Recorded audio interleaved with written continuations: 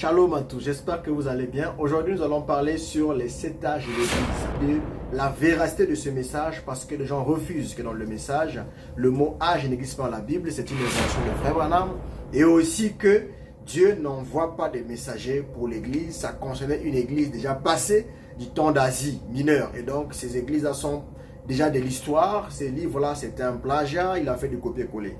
Frère Branham dit dans pas mal des Écritures qu'il a lu les autres. Nous reconnaissons cela. Il a lu un tel, il a lu ceci. Frère Branham ne peut pas plagier quelqu'un en disant qu'il a lu.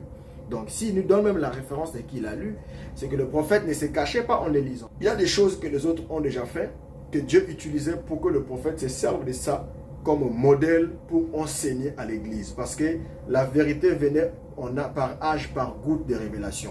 La révélation évoluait comme le grain qui suivait son chemin, jusqu'à ce qu'à la fin, vous rassemblez tout pour restaurer tout. C'est d'où on parle le message de la restauration de la parole et de reconstruction des brèches et de ramener l'autel à la place. Donc, l'âge de l'église d'Éphèse, paragraphe 60-61, Frère Branham dit, Paul était le premier messager de l'âge de l'église d'Éphèse et il était notre modèle en quelque sorte pour chacun des autres messagers. C'est-à-dire, Frère Branham ne pouvait pas prêcher un messager sans pourtant checker quelles étaient les valeurs et les critères du ministère prophétique de Paul. Son ministère était la référence des autres messagers.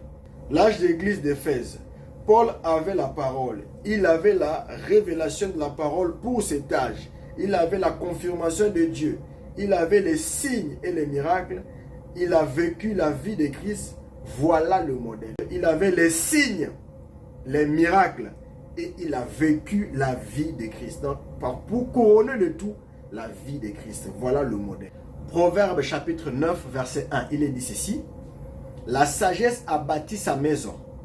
Elle a taillé ses 7 colonnes. Donc, la maison de la sagesse a été taillée par 7 colonnes. Mais qui est cette sagesse? Psaume 127, verset 1, la Bible dit ceci. Si l'Éternel ne bâtit la maison, ceux qui la bâtissent travaillent en vain. Donc, la personne qui bâtit là-bas doit être l'Éternel. Quel est l'édifice spirituel de l'Église d'après la parole? 1 Corinthiens chapitre 3, verset 9. Paul aussi, en tant que participant de cette colonne, puisque la sagesse qui est Dieu a bâti sa maison, elle a taillé les 7 colonnes. Zacharie chapitre 4, verset 2, 3, 4 jusqu'à la fin, on parle des Zorobabel. On montre le chandelier qui est l'image de l'Église en vision. Mais lorsqu'on décortique, c'est quoi les chandeliers? On parle des Zorobabel, tes mains ont posé la fondation, tes mains ont achevé. Donc, par ricochet, la maison est le type du chandelier et le chandelier est le type de l'église. Donc, les chandeliers dont on a vu Apocalypse, chapitre 1, verset 1, verset 10, verset 11, verset 20, c'est la maison de Dieu qui est l'église, qui est l'épouse. Et ici, Paul dit, 1 Corinthiens 3, verset 9, il dit, car nous sommes ouvriers avec Dieu. Donc la sagesse qui bâtit la maison ne travaille pas seule.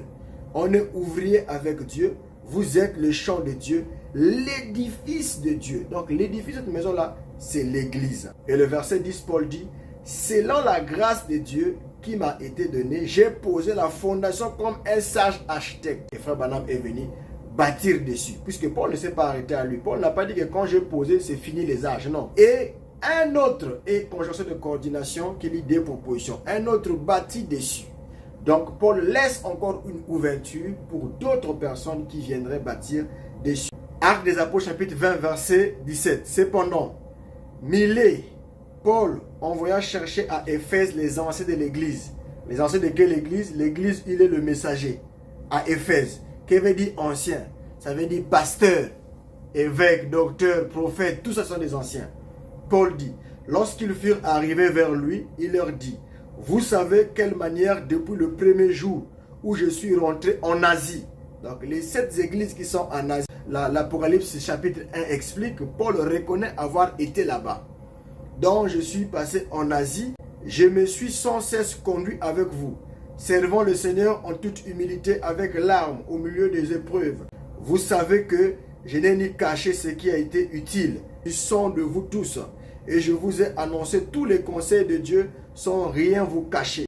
Prenez donc garde à vous-même et à tout le troupeau sur lequel le Saint-Esprit vous a établi évêque pour paître l'église du Seigneur qu'il s'est acquis par son propre sang.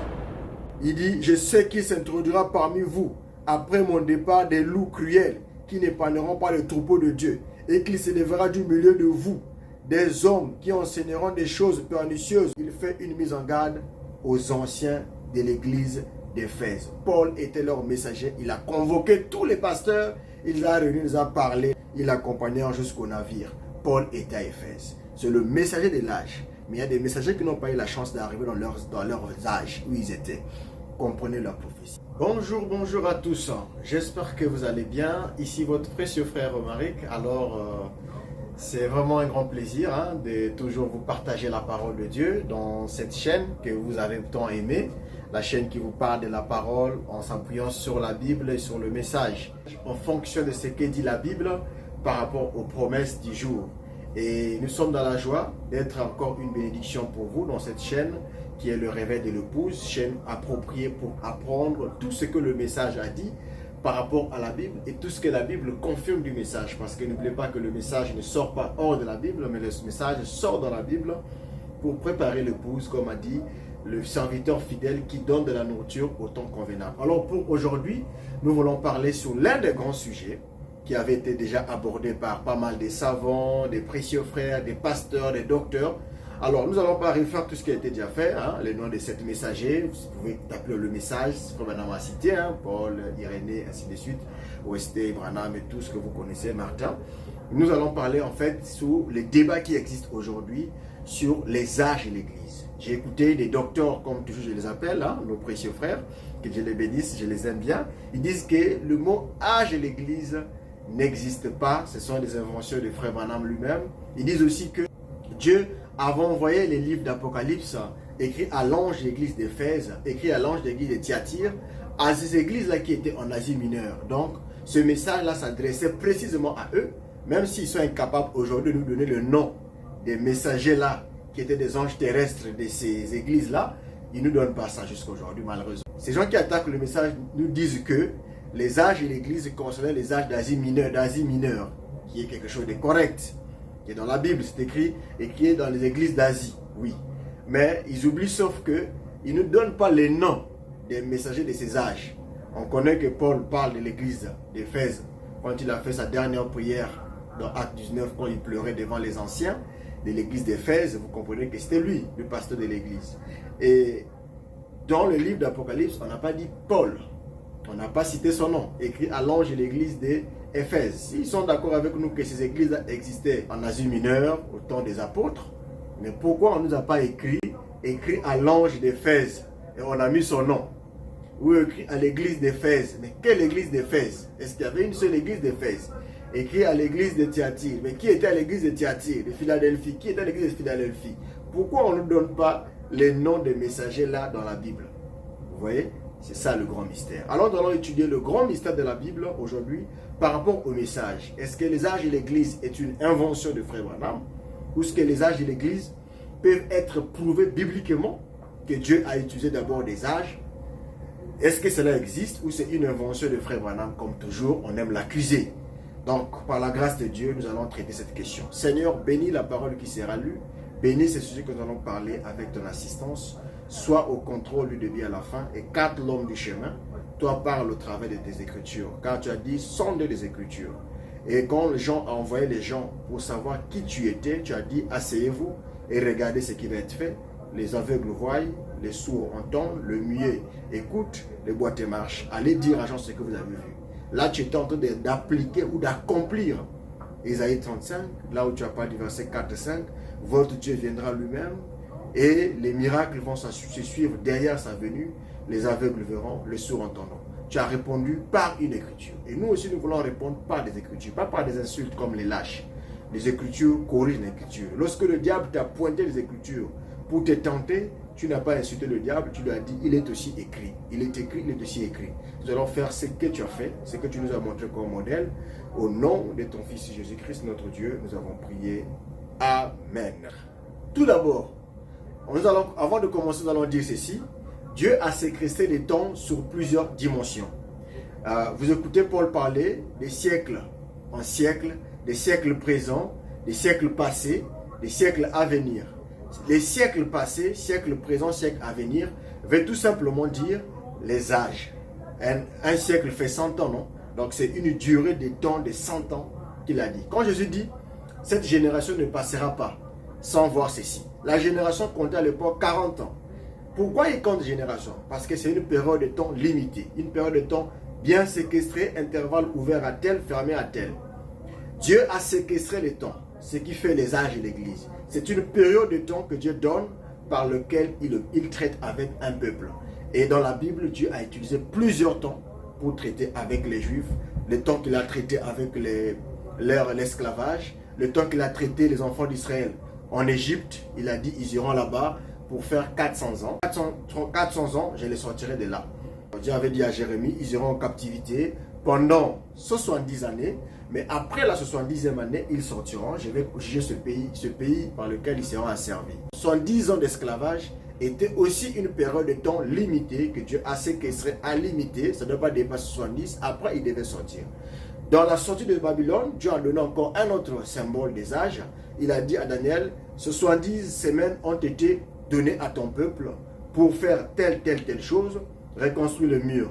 Une semaine, le oint sera retranché et il aura passé ici. 7 semaines, ce sera pour construire le temple. Quand vous calculez 7 semaines, vous allez voir que les 7 semaines pour le temple faisaient 7 ans. Donc en fait, 7 semaines, c'est le type de 7 âges de l'église. Parce que le temple a été reconstruit en 7 semaines. Et Salomon a construit aussi la maison de Dieu en 7 ans, qui est encore le type de 7 semaines. Et Daniel a vu un chandelier. Et le chandelier qui a été montré à Daniel, qui a été montré à Zacharie. Zacharie a vu le chandelier. Et dans le chandelier de Zacharie qu'il avait vu, il y avait des oliviers à gauche et à droite. Ces des oliviers représentaient les deux oins. D'après la Bible, ça représentait aussi la première et la deuxième venue de Christ. Jésus est venu à l'est, il vient à l'ouest, le retour à l'ouest, de l'est à l'ouest. Le chandelier aussi que Dieu avait dit à Moïse, fait d'après le modèle de ce que tu vois au ciel, représente sur la terre dans le tabernacle. Donc Moïse, en faisant le tabernacle de Dieu, a fait tout un plan de la rédemption. Il a mis le parvis extérieur, il a mis le lieu saint, le lieu très saint, et il a mis l'arche là-bas et tout ce que vous connaissez et tout le reste. Et le chandelier était au lieu saint, c'est-à-dire au cours des âges, avant de traverser le lieu très saint, tu dois passer d'abord par les âges. C'est aussi le sang était dans le lieu très saint, là où il y avait l'expiation. Donc c'est à la fin de l'âge que l'expiation termine. Pour rentrer, disons, à la présence de Dieu, il faut finir les âges. C'était comme le 8e jour.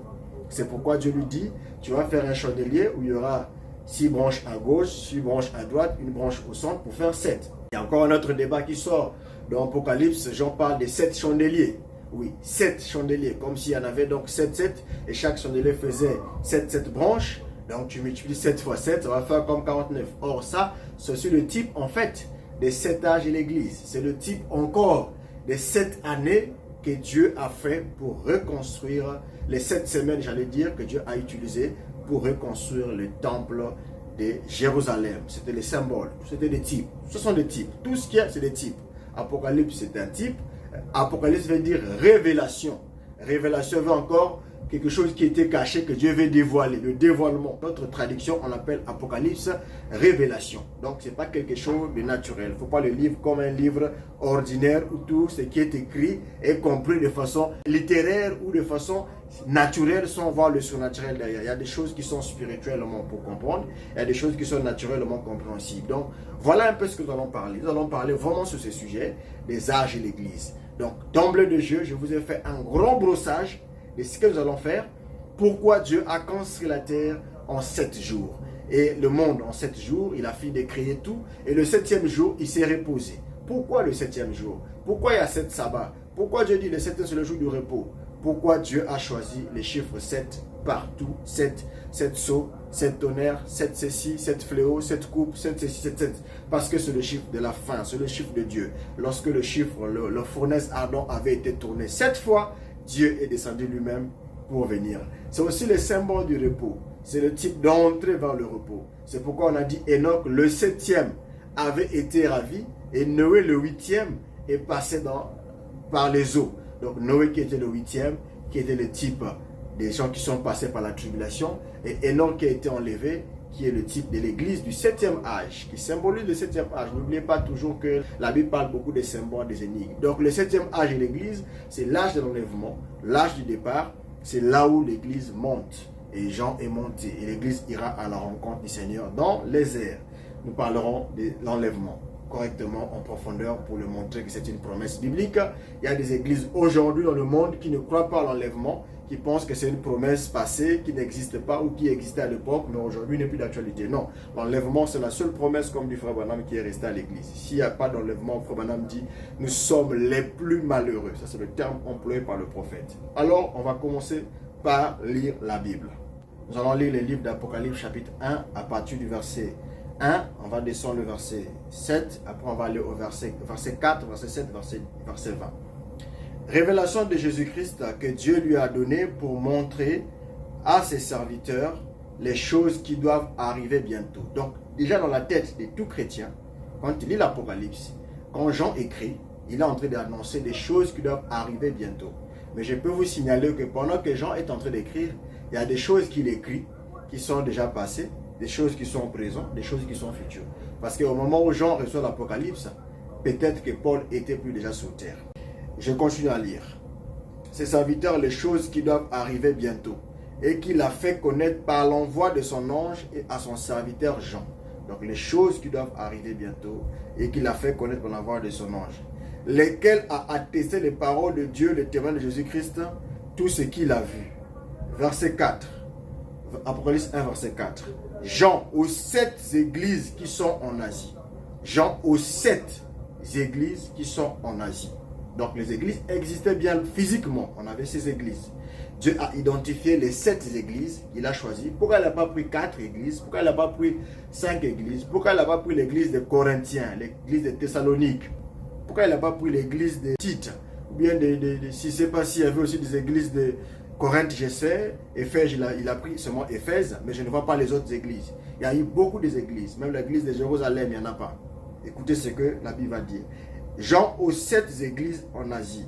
Que la grâce et la paix vous soient données de la part de celui qui est, qui était et qui vient, et de la part des 7 esprits qui sont devant le trône. Regardez bien, 7 esprits qui sont devant le trône. Les 7 esprits qui sont devant le trône sont aussi l'image, comme je vous ai dit, que Dieu a dit à Moïse, regarde des choses d'après le modèle que tu as vu au ciel, recopie et refais ça sur terre. Donc Dieu faisait représenter déjà même les 7 images, 7 messagers au ciel, qu'il a fait représenter sur terre sous forme de messagers terrestres. Parce que dans la Bible, si vous lisez la version grecque qu'on appelle la Septante de la Bible, cette version te parle de messagers. Si vous lisez à Malachie chapitre 3, on dit voici j'enverrai mon ange. Mais dans la version Louis II, on a dit messager. Quand tu dis voici j'enverrai mon ange, à tel, la Bible là-bas traduit comme ange messager. Et dans l'autre version, on traduit messager comme ange. N'est pas se confondre. Il dit en Asie, et la paix et la grâce et la paix vous soient données de la part de celui qui est et qui était et qui vient, et de la part des 7 esprits qui sont devant son trône. De la part de Jésus-Christ, le témoin fidèle, le premier-né des morts et le prince de la terre. Je viens au verset 7. Voici, il vient avec les nuées. Donc, il annonce sa venue. Il vient avec les nuées, et tout œil le verra, même ceux qui l'ont percé. Et de toutes les tribus de la terre se lamentera à cause de lui. Oui, amen. Nous parlerons de sa venue, comment il viendra un jour. Ce n'est pas le thème du jour, mais on sait qu'il viendra avec les nuées. Moi, Jean, votre frère, qui a eu part à la tribulation, le royaume des cieux, je saute. Il dit, je fus ravi au jour du Seigneur, et j'ai entendu derrière moi une voix forte comme le son de la trompette. Écoutez Jean, j'ai entendu derrière moi une voix forte comme le son de la trompette. Donc quand vous écoutez, même au jour de la voix du 7e ange, quand il sonnera de la trompette, le mystère de Dieu s'accomplira. Toi ne vois pas une trompette avec une flûte.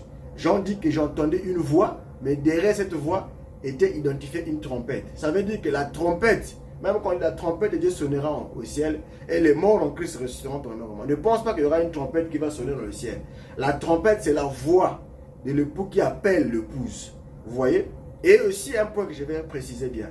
C'est dans la Bible du Nouveau Testament, on parle d'une épouse qui attend l'époux. Et l'épouse n'est pas simplement composée des 7 églises d'Asie mineure. Sinon, nous là, nous sommes perdus, hein, parce que nous ne sommes pas en Asie mineure, nous sommes en Afrique. Je suis en Afrique. Ceux qui sont en Amérique, en France, partout. Donc, si l'épouse là, qui est dans l'Apocalypse qui a dit à la fin, l'Esprit et l'épouse dit viens. Cette épouse qui est formée au cours des âges, cette épouse qui est formée pendant les 7 âges d'Asie là, si ce n'est que pour l'Asie, ils sont morts depuis longtemps, donc l'histoire de l'Église serait clôturée avec eux. Cette conception-là, c'est une conception erronée des Écritures.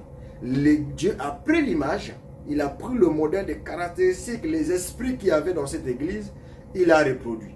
N'oubliez pas, gardez en tête que Dieu a dit les 7 esprits qui étaient au ciel. Mais le même esprit qui était au ciel, les 7 esprits, Dieu le voit sur terre comme des messagers. N'oubliez pas aussi ce qu'il a dit à Moïse, vois, fais d'après le modèle qui t'a été montré sous la montagne. Et le modèle, il a vu ce modèle où il a vu au ciel et il a reproduit. Et ce que Moïse a écrit, ce que Zacharie a écrit, ce que Daniel a écrit, vous le voyez, beaucoup de choses, c'est matérialisé dans l'Apocalypse. Vous le voyez, beaucoup de types, c'est concordé dans l'Apocalypse. Donc Dieu montrait à chacun une révélation par rapport à son époque, par rapport à la grandeur de la mesure qui correspondait à son temps. Et quand Jean vient, il reconstitue tout, il donne l'image claire de ça. Mais il ne doit pas y avoir contradiction entre Jean, entre Daniel et entre Zacharie. Parce que les trois ont parlé de la même chose. Ils ont vu les mêmes visions, mais de façon différente par rapport aux époques. Nous continuons. Nous sommes au verset 10. Il a dit ceci, Apocalypse chapitre 1, verset 10. Il s'est retourné derrière moi pour voir. Et j'entendis derrière moi une voix forte comme le son d'une trompette qui disait ce que tu vois. Donc la trompette a un mot à dire. Donc quand tu écoutes, mais qu'au jour de la voix du 7e ange, Apocalypse chapitre 7, 10 verset 7, quand il dit ça, 10 verset 7, comprends qu'au jour de la voix du 7e ange, quand il sonne la trompette là, c'est un message, c'est un enseignement, c'est un message de préparation. À quoi? Au départ de l'église. L'église ne peut pas partir tant que le 7e ange ne sonne pas sa trompette. Parce que ce n'est pas aux 6 anges. J'ai écouté aussi un débat comme ça. Mais pourquoi est-ce que le 7e ange qui a eu la trompette? Pourquoi les autres n'ont pas reçu de trompette? Mais évidemment, parce que Enoch était le 7e qui a décollé. Le décollage se passe au 7e. C'est le 7e qui a la trompette. Ce n'est pas le premier qui a les trompettes. Ce n'est pas le deuxième. Mais pourquoi est-ce que les messagers des âges n'ont pas reçu de trompettes et que les messagers des fléaux qui ont reçu des trompettes? Oui. Ça aussi, nous allons répondre devant. On va vous expliquer ça tranquillement. Pourquoi lui, il a eu la trompette? Pourquoi les autres n'ont pas eu la trompette? Je vous réponds déjà pourquoi lui, il a eu la trompette. C'est parce que lui, il est celui qui donne le tempo du message du départ. Il a le droit d'avoir une trompette pour sonner l'arrivée. Car la Bible dit à la voix d'un archange. Donc celui-là, c'est un ange un peu supérieur. Lorsqu'il sonne la trompette, cette trompette qui est la voix de l'époux, derrière l'épouse, va réveiller les vierges folles. C'est la voix qui crie. Vers minuit, une voix crie. Voici l'époux, allez à sa rencontre. Cette voix qui crie là, dans Matthieu 25, cette même voix, Matthieu 25, verset 4, est la même voix qui est la voix qui crie dans le chapitre 10, verset 1 à 7. Mais au jour de la voix du 7e ange, quand il sonne la trompette, quand il fait son cri, c'est le cri. Donc derrière le cri que Jean entend ici, à chapitre 1, verset 10, ce cri avait un message à dire. Donc la trompette qu'il a écoutée lui dit ce que tu entends. Donc la trompette parle. Ce que tu entends, écris-le. Ce que tu vois, écris-le dans un livre et envoie-le aux 7 églises. 1, il a cité à Éphèse, 2 à Smyrne, à Pergame, à Thyatire, à Sardes, à Philadelphie et à Laodicée. Faisons pause. Si ce que Jean devait voir et qu'il devait les écrire aux 7 églises qui sont en Asie, en d'autres termes, tous les livres de l'Apocalypse s'adressaient qu'aux 7 églises. Parce que le message d'Apocalypse, de l'Apocalypse, du début à la fin, est en train de parler de voyage de l'église. Là, on ne parle pas de l'épouse. On a cité le nom d'une église, des 7 églises. Et dans ces 7 églises locales, vous voyez, Dieu a identifié l'esprit qui sera au cours des périodes qui va traverser l'épouse des nations. Alors, c'est quoi une période? C'est ce que Frère Branham a dit, le mot âge.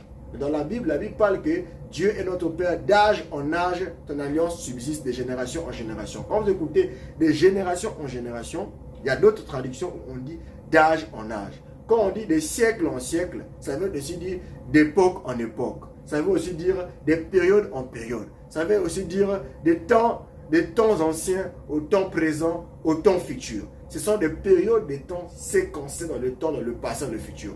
Et Dieu est un Dieu de temps. C'est pourquoi je vous ai dit déjà d'entrée de jeu, il a dit à Daniel, ce 70 semaines avait été fixé sur ton peuple et tout. Et après le 70 semaines, ce 70 semaines a été fixé après ce 70, j'allais dire. Ce 70 semaines. Et là, ce 70 semaines, jusqu'à ce que le Messie vienne, il tombe sur la 69e semaine pour rentrer la 70e semaine. C'est là où le oint est retranché. Et Jésus a été retranché au milieu de la dernière semaine pour finir le 70. Dieu a fait exprès pour les aveugler, pour que les nations rentrent.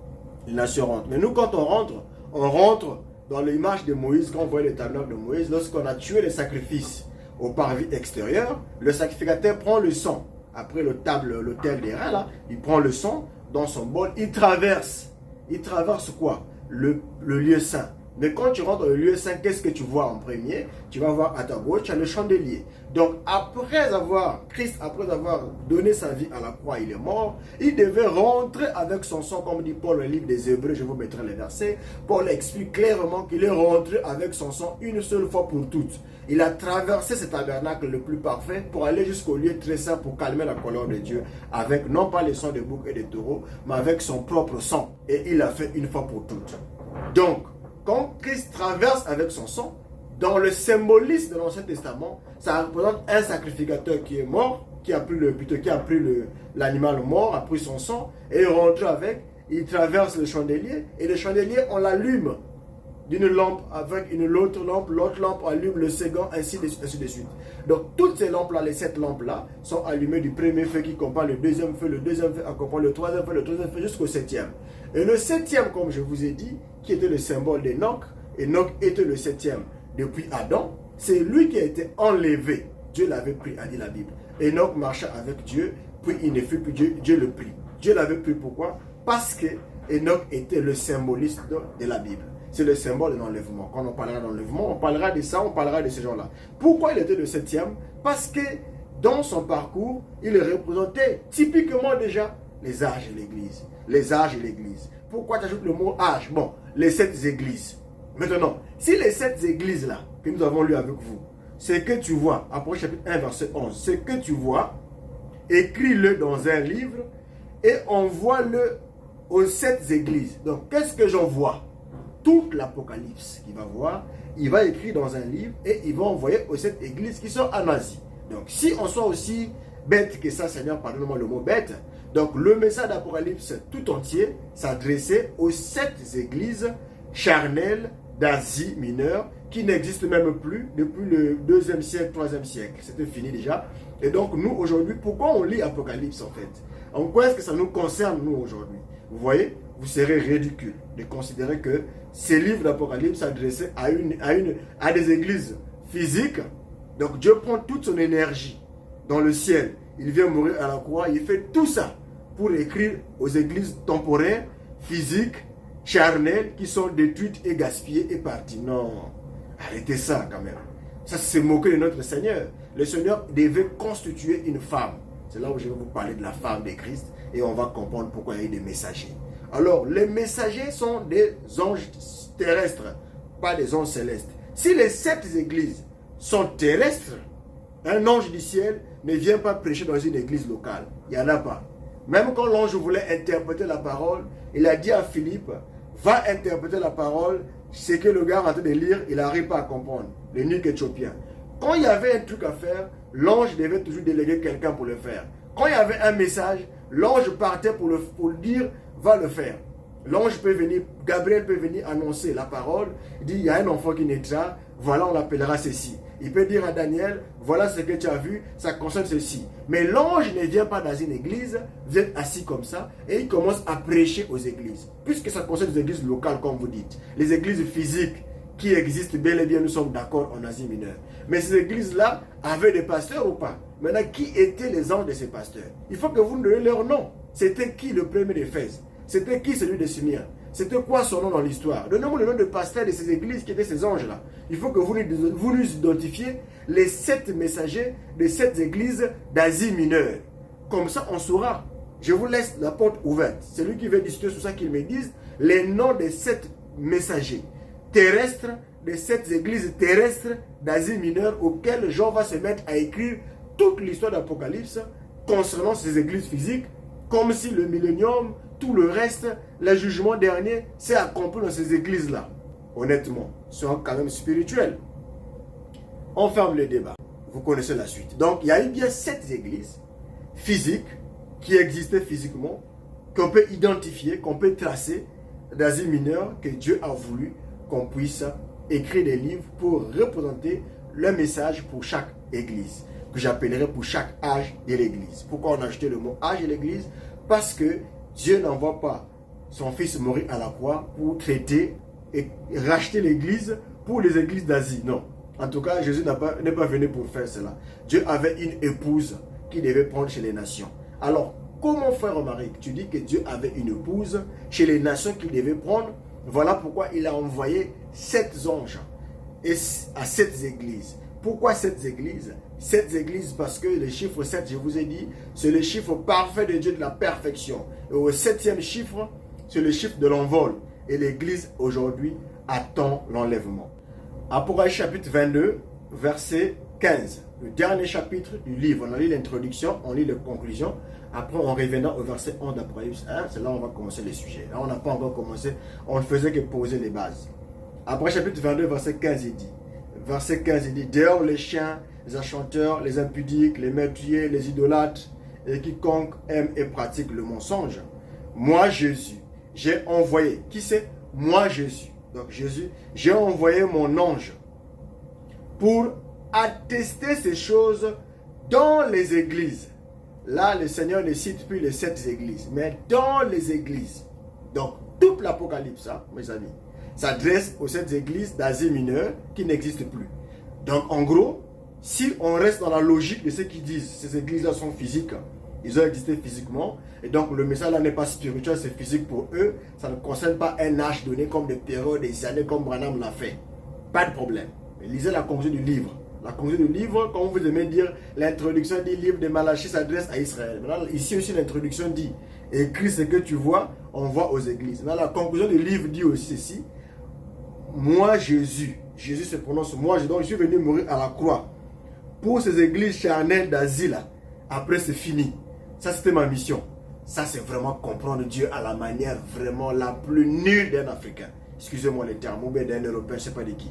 C'est la manière la plus nulle. Dieu va faire tout le travail de la rédemption pour une église d'Asie. Ça c'est quelle Bible que les gens lisent? Dieu n'est pas là pour des choses charnelles. Il est là pour des choses spirituelles. Il a dit, mon royaume n'est pas de ce monde.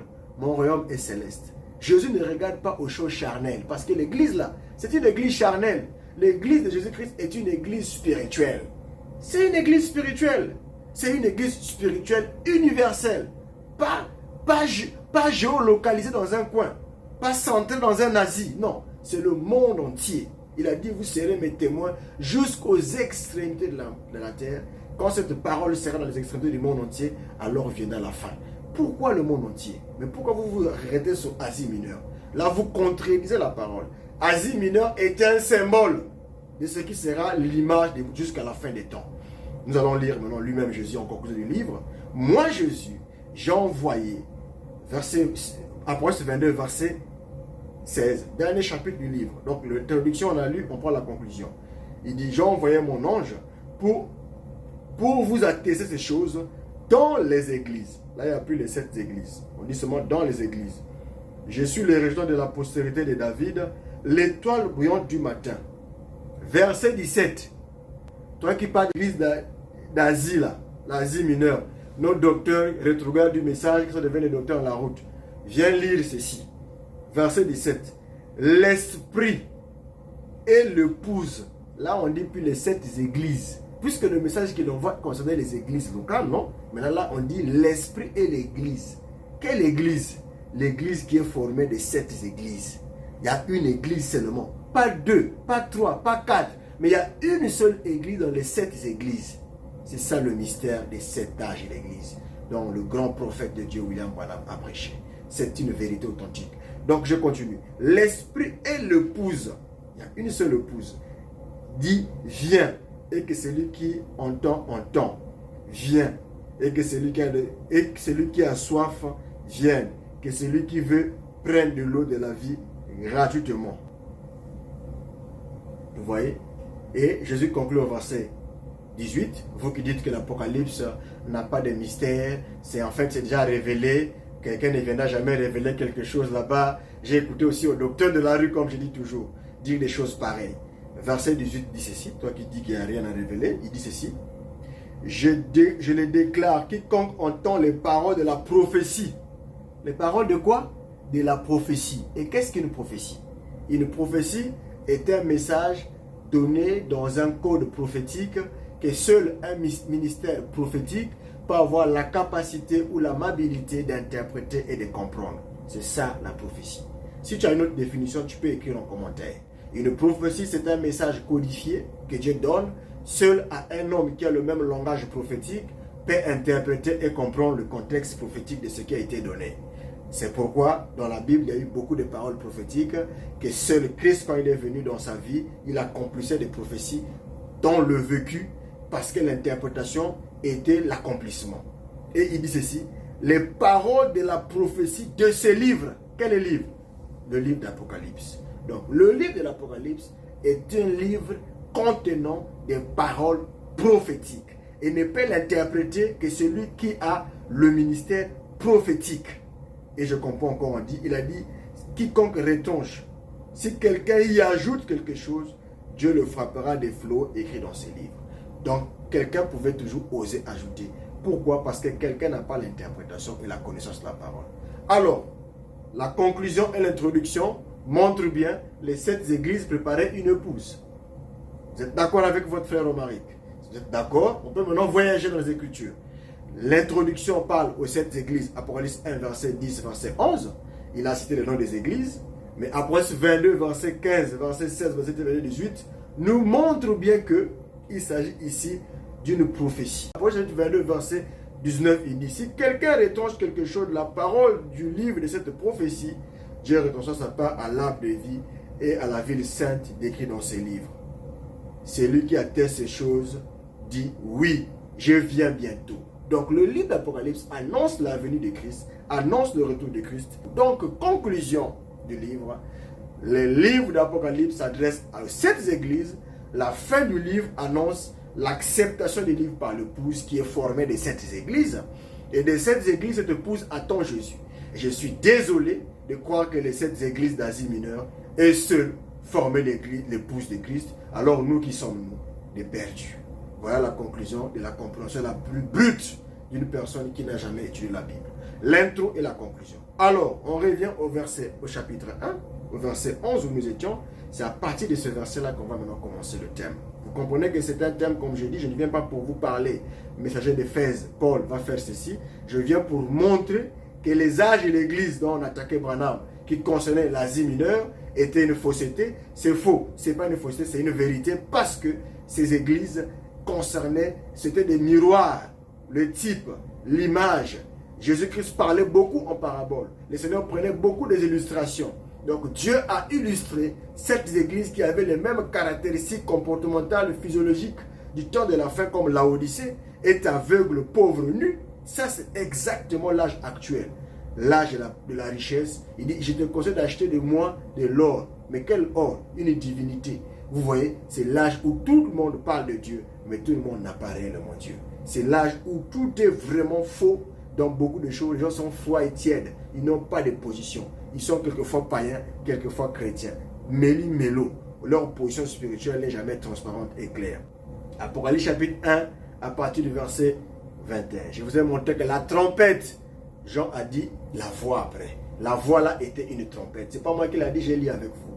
Verset 11, Apocalypse 1, verset 11, je reviens là-dessus, il dit, ce que tu vois, écris-le dans un livre, le livre c'est l'Apocalypse, envoie-le aux 7 églises, à Éphèse, à Smyrne, à Pergame, à Thyatire, à Philadelphie et à Laodicée. Donc, Dieu avait un plan pour ces 7 églises. Dans l'Ancien Testament, Dieu avait montré 7 âges de l'église dans l'âge des Juifs. Dieu a montré qu'il y avait une période de temps qu'il pouvait travailler avec les mondes. Et il a montré cela dans le livre de Zacharie. Zacharie a fait une vision où il a vu les 7 âges de l'église. Zacharie chapitre 4, à partir du verset 2. Il est dit ceci. Il me dit, que vois-tu? J'ai répondu, je regarde et voici, il y avait un chandelier tout d'or, surmonté d'un vase et portant 7 lampes, avec 7 conduits pour les 7 lampes qui sont au sommet du chandelier. Donc tu as un chandelier qui avait 7 lampes, qui avait 7 conduits, qui sont les types des âges, et au-dessus tu as les 7 lampes. Les lampes, nous savons que ce sont des messagers, comme je ne pas du temps, parce que l'Apocalypse 1, verset 20, explique, c'est pas moi qui l'interprète, c'est la Bible qui s'explique. Je vous ai dit que Jean a vu la même chose que Zacharie, Zacharie a vu la même chose que Daniel. Vous ne pouvez pas déplacer les Écritures et accepter une partie, rejeter l'autre. Non, la parole s'emboîte d'elle-même. C'est une suite logique. Sur un chandelier qui avait 7 lampes. Donc déjà dans le chandelier, on n'aura pas 10 chandeliers. Temps de Moïse, il y avait aussi le chandelier du temple qui était là.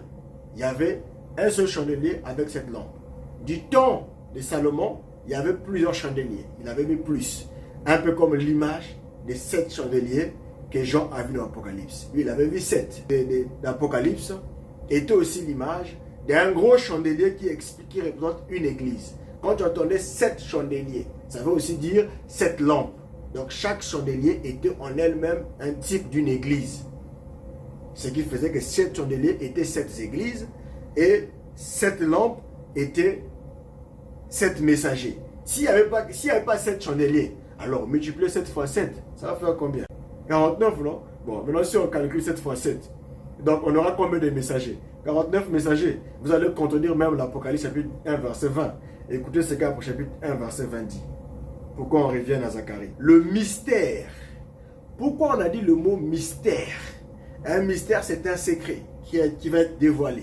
Donc ce que j'en voyais comme un chandelier simple avec les lampes en haut était un secret. C'est ça le mystère. Était un truc caché. Là, il va lui expliquer une partie du secret de ce qu'il a vu. Le mystère de cette étoile que tu as vue dans la main droite de 7 chandeliers d'or, les 7 étoiles sont les 7 anges des 7 églises. Donc, chaque église a un ange, ce qui faisait 7. Donc, s'il y avait 7 chandeliers, comme vous dites 7, 7 fois 7, vous connaissez le chiffre, donc on devait avoir 49 aussi. 49 aussi étoiles. Donc, je dis que je reprends encore, ne vous ombrez pas quand vous lisez Jean dire, j'ai vu 7 chandeliers. Donc, 1, 2, 3, 7 chandeliers, et que chaque chandelier devait encore avoir 7 lampes. Ça ferait 49, ce sera trop. Un chandelier en elle-même, quand Jean le voit, représentait tout un âge de l'église. Mais quand on repart dans Zacharie, c'est un seul chandelier. Quand on repart dans le temps de Moïse, c'est un seul chandelier. C'est quand on voit Salomon qu'il y en avait plusieurs dans le temple. Mais, comprenez que le chandelier en lui-même représente un âge entier.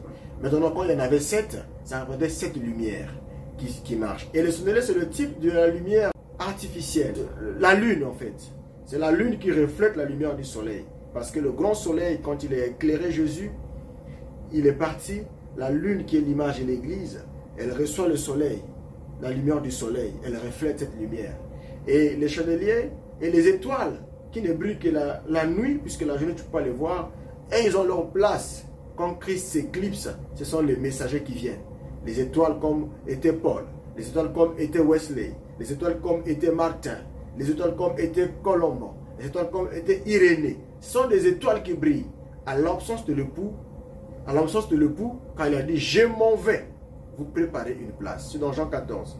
Jésus dit verset 2. « Je m'en vais vous préparer une place ». Donc pendant son départ, l'église devait passer dans une période d'absence du soleil. Et c'est là où le Saint-Esprit devait agir dans l'église, avec les dons. Mais le l'époux devait aller préparer la place pour venir chercher l'église. Comprenez cela clair. Et donc le verset 20 est clair, il dit, le mystère des 7 étoiles, on ne parle pas des 49 étoiles, et le mystère des 7 chandeliers, on a encore mis 7 chandeliers. Donc les 7 étoiles sont les 7 anges des 7 églises. Maintenant, les 7 chandeliers, ou encore les 7, une chandelier avec les chaque branche, sont les 7 églises. On n'a pas 49 églises. Si on va multiplier chaque chandelier fois 7, ça va faire 49.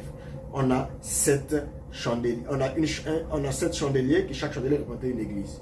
Vous voyez, la grandeur de la vision dépendait du degré de la révélation. Maintenant, si on repart dans Zacharie où nous étions, vous avez compris que Dieu a dit 7 esprits, 7 chandeliers, 7 églises, 7 messagers. Donc l'église est terrestre, le messager doit être terrestre. On attend toujours à ceux qui refusent qu'ils nous donnent les noms de ces 7 messagers terrestres de l'époque de l'église d'Asie. Comme ça, nous allons comprendre quel a été leur message, puisque le livre là s'adresse à eux. Zacharie 4, verset 2, il a dit, cette vase portant cette lampe et cette conduit. Cette conduit, là-bas, on a parlé 7 chandeliers. Donc on a appelé le conduit là-bas un chandelier. Au lieu de dire de 7 chandeliers, au lieu de dire 7 conduits, on a dit 7 chandeliers. Ce sont les 7 conduits qu'on a simplement appelés 7 chandeliers. Voilà, comprenez bien s'il vous plaît. 7 conduits sous les lampes qui sont au sommet du chandelier. On continue. Il y avait près de lui des oliviers, l'un à droite du vase et l'autre à gauche. Je vous ai dit que les 2 oliviers là typifiaient les 2 oins aussi. Ça typifiait aussi la première venue, la seconde venue. Ça typifiait aussi l'Ancien et le Nouveau Testament qui encerclent les chandeliers. On a dit à droite et à gauche. Vous voyez bien, on n'a pas dit devant et derrière, non.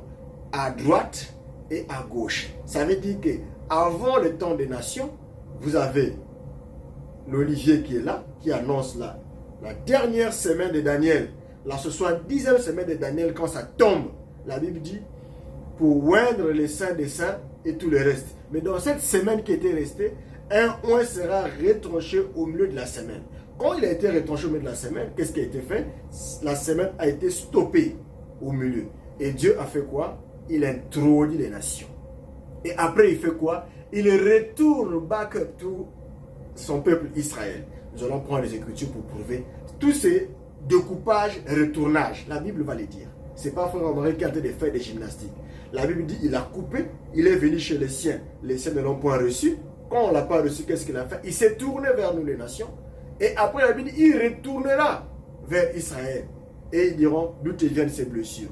Dans la maison de mes amis. Il dit encore c'est là où le reste d'Israël sera sauvé. Est-ce que c'est clair? Donc les 2 oliviers, les 2 chandeliers, les 2 oliviers, j'allais dire, représentent cette dispensation-là. Mais vous remarquez, le chandelier est encerclé au milieu. Parce que ici, Zacharie nous montre ça clairement. Si le chandelier est encerclé au milieu des 2 oliviers, ça veut dire que l'Église est entre la dispensation, avant la dispensation des Juifs. Il y a d'abord l'esprit des Juifs, après vient l'Église. Après les âges de l'Église, la dispensation des Juifs reprennent encore avec les 2 oins d'Apocalypse chapitre 11. Et si vous voyez bien, la 7e trompette que vous cherchez dans votre Bible, lorsque vous dites que Branham, ils sont la trompette, mais c'est le 7e ange qui a sonné sa trompette, non. Le 7e ange qui a sonné la trompette, Apocalypse chapitre 11, verset 15, c'est un ange de fléau, pas l'ange d'Apocalypse chapitre 10, verset 1. L'ange d'Apocalypse chapitre 10, verset 1, c'est une brèche qui a été insérée là où il s'est placé. Normalement, un vrai lecteur de la Bible sait que l'emplacement du chapitre 10 ne devait pas être là où il est là. Mais il a été placé là exprès, justement pour aveugler beaucoup de gens, parce que c'est une pierre d'achoppement. Car, quand vous lisez à la fin du verset 10, on dit, il faut que tu prophétises à nouveau. Il faut que tu prophétises à nouveau. Sur beaucoup de peuples, des langues, des nations. Là, ça parle aux nations, ça ne parle pas aux Juifs. Donc, c'est un message mondial. Ce n'est pas un message particulier. Là, nous sommes encore dans le temps. Mais ça s'est fait avant l'enlèvement de l'Église, pas après. D'où je dis, Apocalypse chapitre 10 a été placé expressément là-bas. C'est peut-être par la volonté de Dieu pour aveugler les gens. Parce que lorsqu'on a classé les livres, c'est pas nous. Je vous ai signalé dans d'autres vidéos que la Bible n'avait pas de chapitres 1, 2. Ça, c'est quand les hommes sont venus arranger. Ne pensez pas que quand Paul écrivait, il mettait chapitre 1, Éphésiens chapitre 1, Éphésiens chapitre 2, Éphésiens chapitre 3. Non, il a écrit tout un texte comme une lettre. Les hommes ont ordonné ça maintenant en mettant des chapitres, en classant. Donc, quelquefois, le chapitre 10 que tu lis là pouvait être en fait au chapitre 2 ou au chapitre 3. Donc, il y a pas mal de découpages qui se sont passés. Là n'est point le sujet du jour, on n'est pas sous ça. On revient sur le débat, le sujet. Verset 4, il dit, donc de gauche et à droite, c'est bon. Là, j'ai l'église, il revient l'église. Donc, l'église enlevée avant que Christ ne reparte chez les nations, chez les Juifs, l'église quitte la terre. Donc, les âges terminés. On vient maintenant au verset 4. Et reprenant la parole, et j'ai dit à l'ange qui parlait avec moi, que signifient ces choses, mon Seigneur? L'ange qui parlait avec moi me répondit, ne sais-tu pas ce que signifient ces choses? J'ai répondu, non, Seigneur.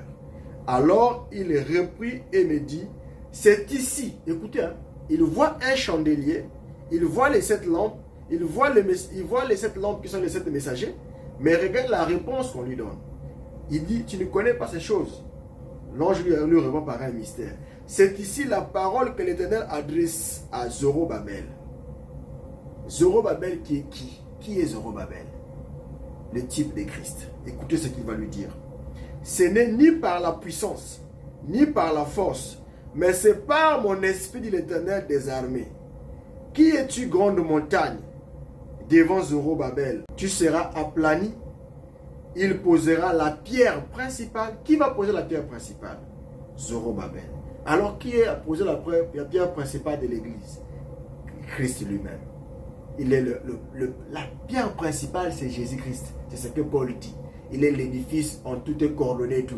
Vous pouvez lire Éphésiens chapitre 4, et à partir du verset 11, il donne le ministère jusqu'à ce que l'église soit perfectionnée. Il est l'édifice par lequel nous sommes bâtis. L'église, c'est l'édifice de Christ. Donc, il a posé la pierre, Zorobabel. Mais on parle de 7 chandeliers. Ici, ça devient une maison. Vous comprenez là? La maison là, c'est quoi? C'est l'église de Dieu. Jésus a dit, détruisez-moi ce temple. Parce que ce corps est le temple de Dieu. Votre corps est le temple du Saint-Esprit. Ne savez pas que votre corps ne vous appartient pas. Donc le Saint-Esprit, l'église ici était la maison de Dieu. Et la maison qui est le type de l'épouse.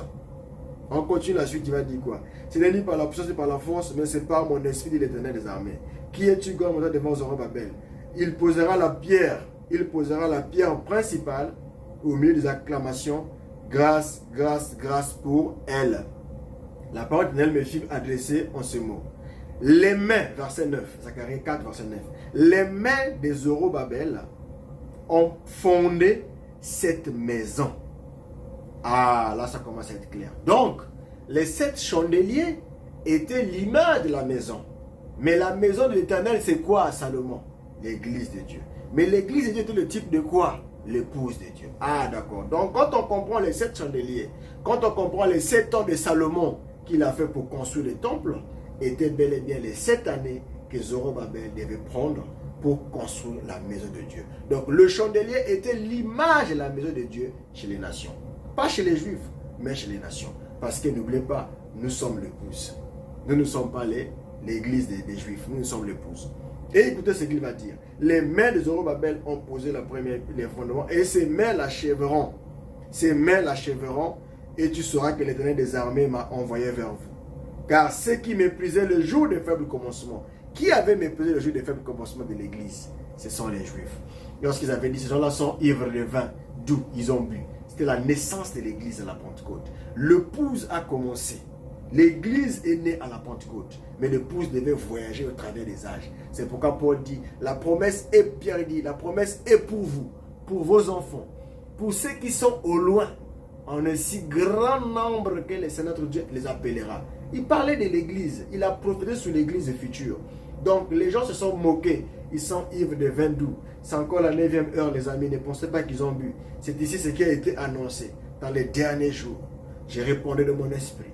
Vous voyez, ceux qui ont méprisé ce jour-là seront surpris. Écoutez ce qu'il va dire la suite. Les mains l'achèveront. Et là, il va expliquer. Ceux qui méprisaient le jour des faibles commencements se réjouiront en voyant le niveau dans la main des Zorobabel. On lui pose la question pour comprendre c'est quoi les 7 chandeliers et les 2 oliviers de part et d'autre. Et c'est quoi les 7 lampes. Lui, il lui parle d'une maison qu'un certain Zorobabel est en train de construire. Mais quoi? Dites-moi, il y a quel rapport entre la maison et les chandeliers? Donc la maison est bel et bien l'église. Mais l'église ici était le type de l'église des nations. Qui sommes nous l'épouse?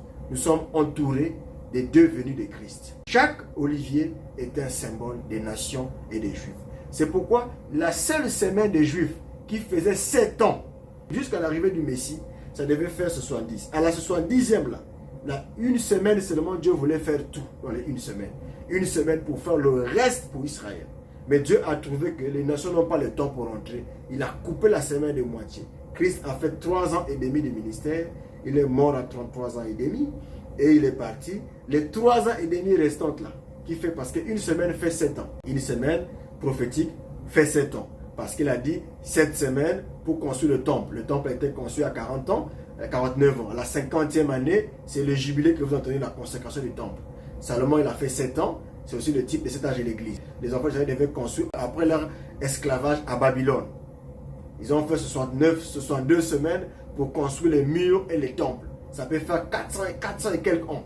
Les 300 et quelques ans, les 400 et quelques ans. Vous multipliez 69, vous multipliez si une semaine fait 7 ans, vous multipliez 62 fois 7, vous avez une idée des années. Après, voilà, des calculs, je peux vous mettre des chiffres après. Quand je vais traiter la vidéo, je pourrais mettre des chiffres. Donc, on parle des chandeliers, mais ici, on nous parle d'une maison. Le verset 10 continue à dire, ils seront surpris de voir les niveaux dans la main de Zorobabel. Ces 7 sont les yeux de l'Éternel qui parcourent toute la terre. Ces 7 sont les 7 yeux. Donc, parmi dans le chandelier là, tu avais vu, non? Il y avait 7 lampes.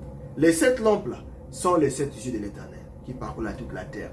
Donc, le message des messagers ne sont pas un message d'Asie mineure seulement. Ça sera contredire Zacharie 4 qui chante les livres. Ça parcourt toute la terre entière, c'est-à-dire les nations, toutes les nations.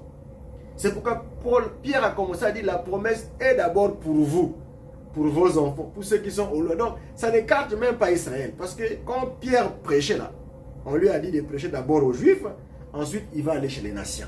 Donc, même dans l'âge d'Éphèse, il y avait aussi certains Juifs. Donc, toute la terre, les yeux, les 7 yeux, les 7 messagers que vous refusez. Comment un messager qui va être seulement d'Asie mineure, ici, la même vision, nous parle de toute la terre? C'est clair ou pas? Ok, on continue. Parcours toute la terre. Verset 11. Je pris la parole et je dis. C'est une vision, on est en train d'interpréter une vision. Qu'est-ce que signifient les 2 oliviers? Puisque tu m'as expliqué, tu m'as déjà expliqué les lampes. Maintenant, les oliviers, c'est quoi? Qu'est-ce que signifient les 2 oliviers à la droite du chandelier et à sa gauche?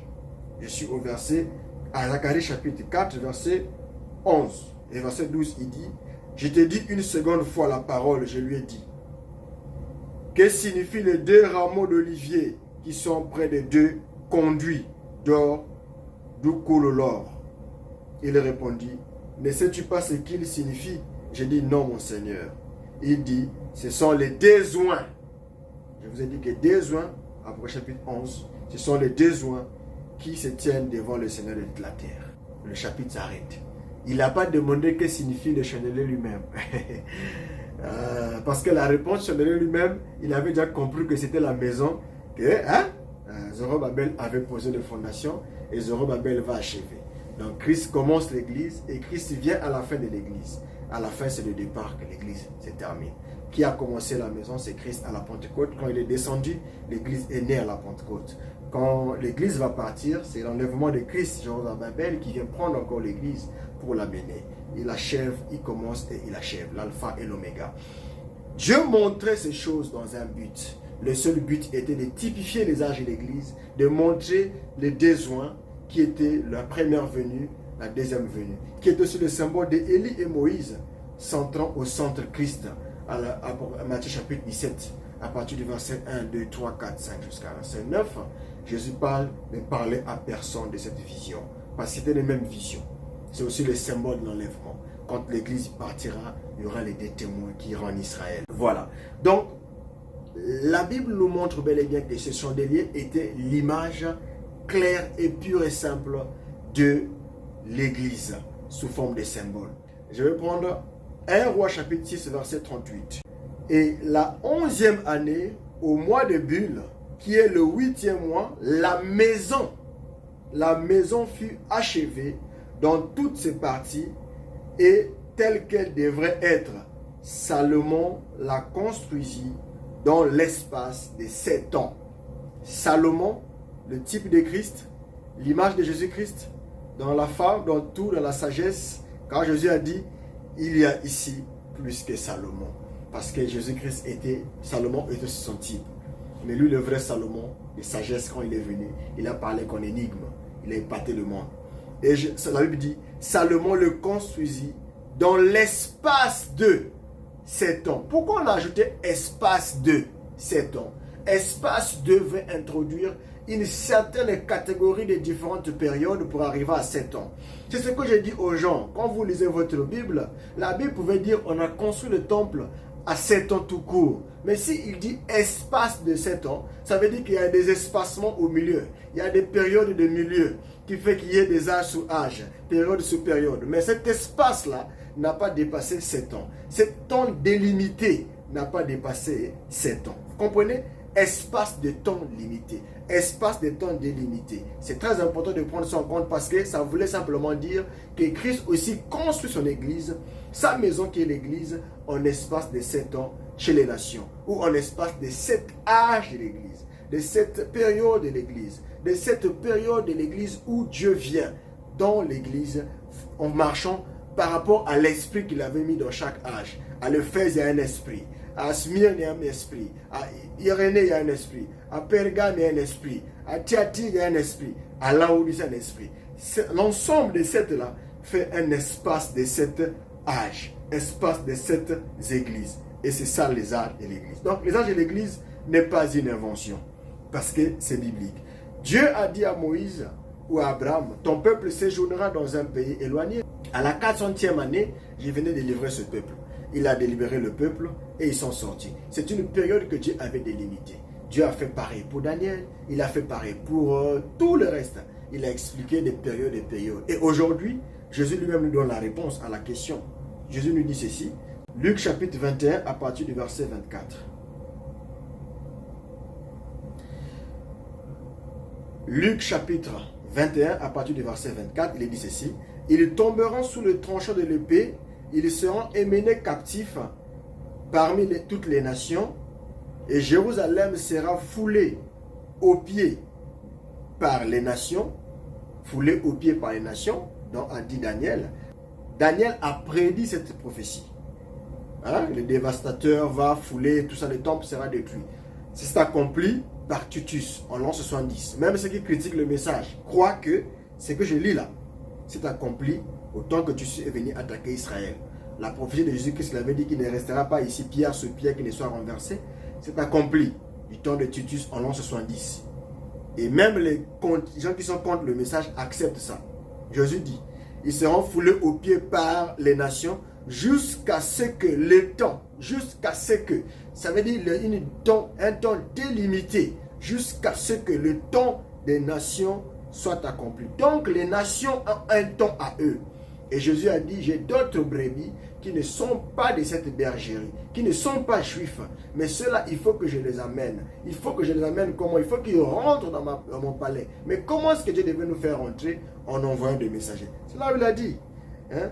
Il enverra des serviteurs fidèles pour nourrir au temps convenable, la nourriture au temps convenable. Je suis dans Matthieu chapitre 24 à partir du verset 25. Quel sera le signe de ton avènement et de la fin du monde? On lui a dit la question, il a répondu, il enverra des messagers qui viendront enseigner, préparer avec la nourriture convenable, au temps convenable. Pourquoi il dit au temps convenable? C'est parce que dans chaque temps, il y a un repas pour ce temps-là. Le temps de la nourriture de Paul ne sera pas nécessairement la même nourriture que la nourriture de Wesley, la nourriture du temps de la fin.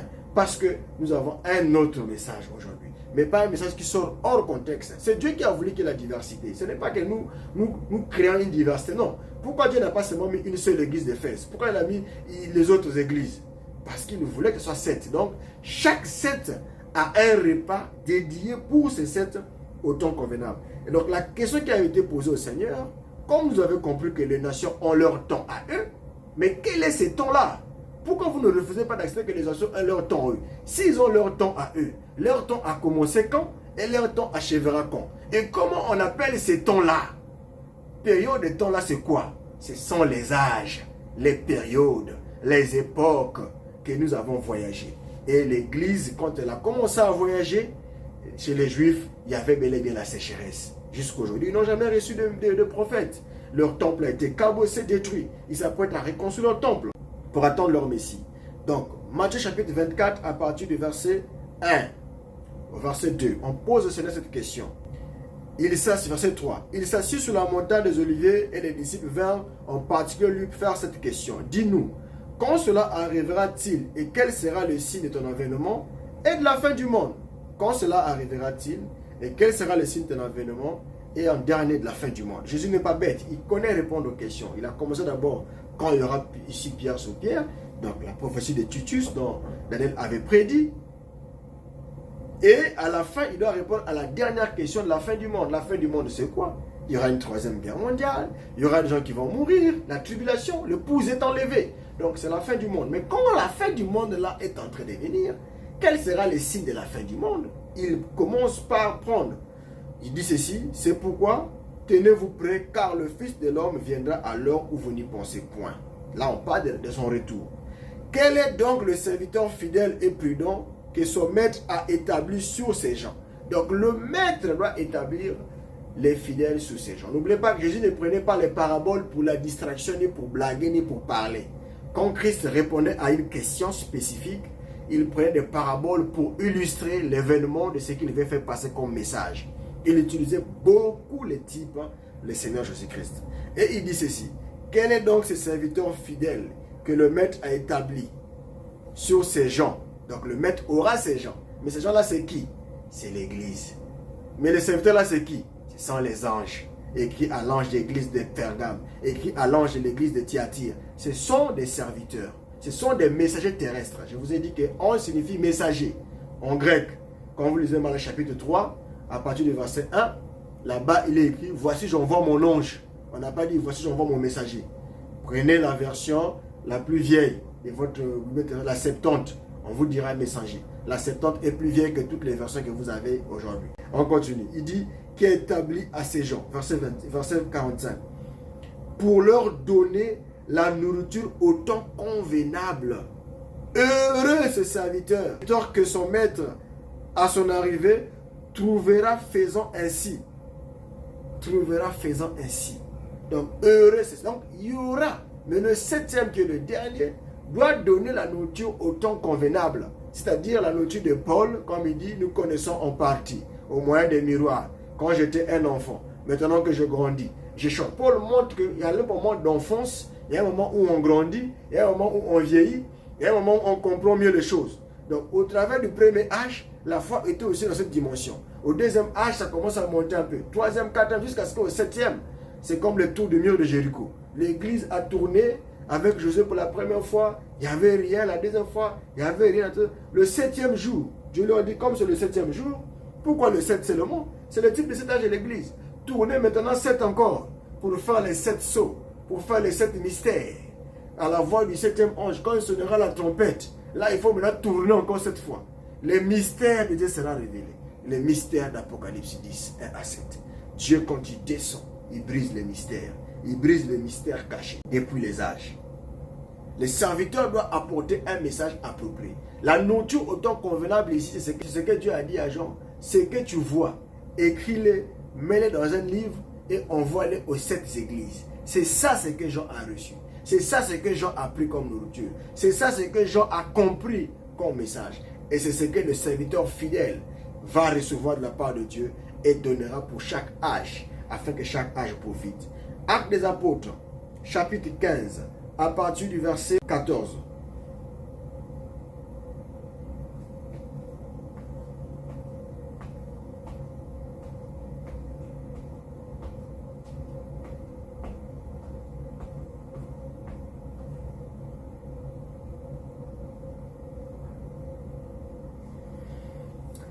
Les apôtres ont eu un débat sur l'église des nations, les païens que nous sommes, comment Dieu devait traiter avec nous.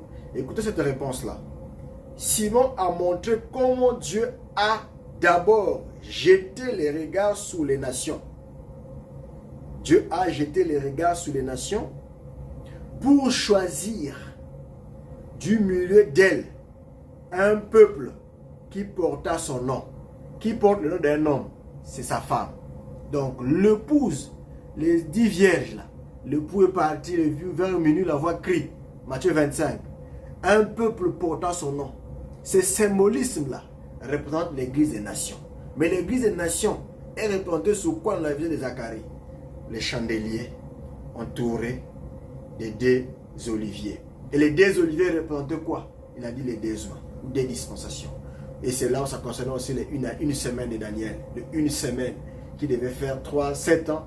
Et les 7 ans, Christ a pris la moitié de la première venue. Et l'autre moitié concerne la deuxième venue avec les 2 oies. Donc vous comprenez que Dieu a jeté d'abord le regard vers les nations pour choisir du milieu d'elle un peuple qui porta son nom. Avec cela, verset 15, s'accomplit les paroles des prophètes selon qu'il est écrit.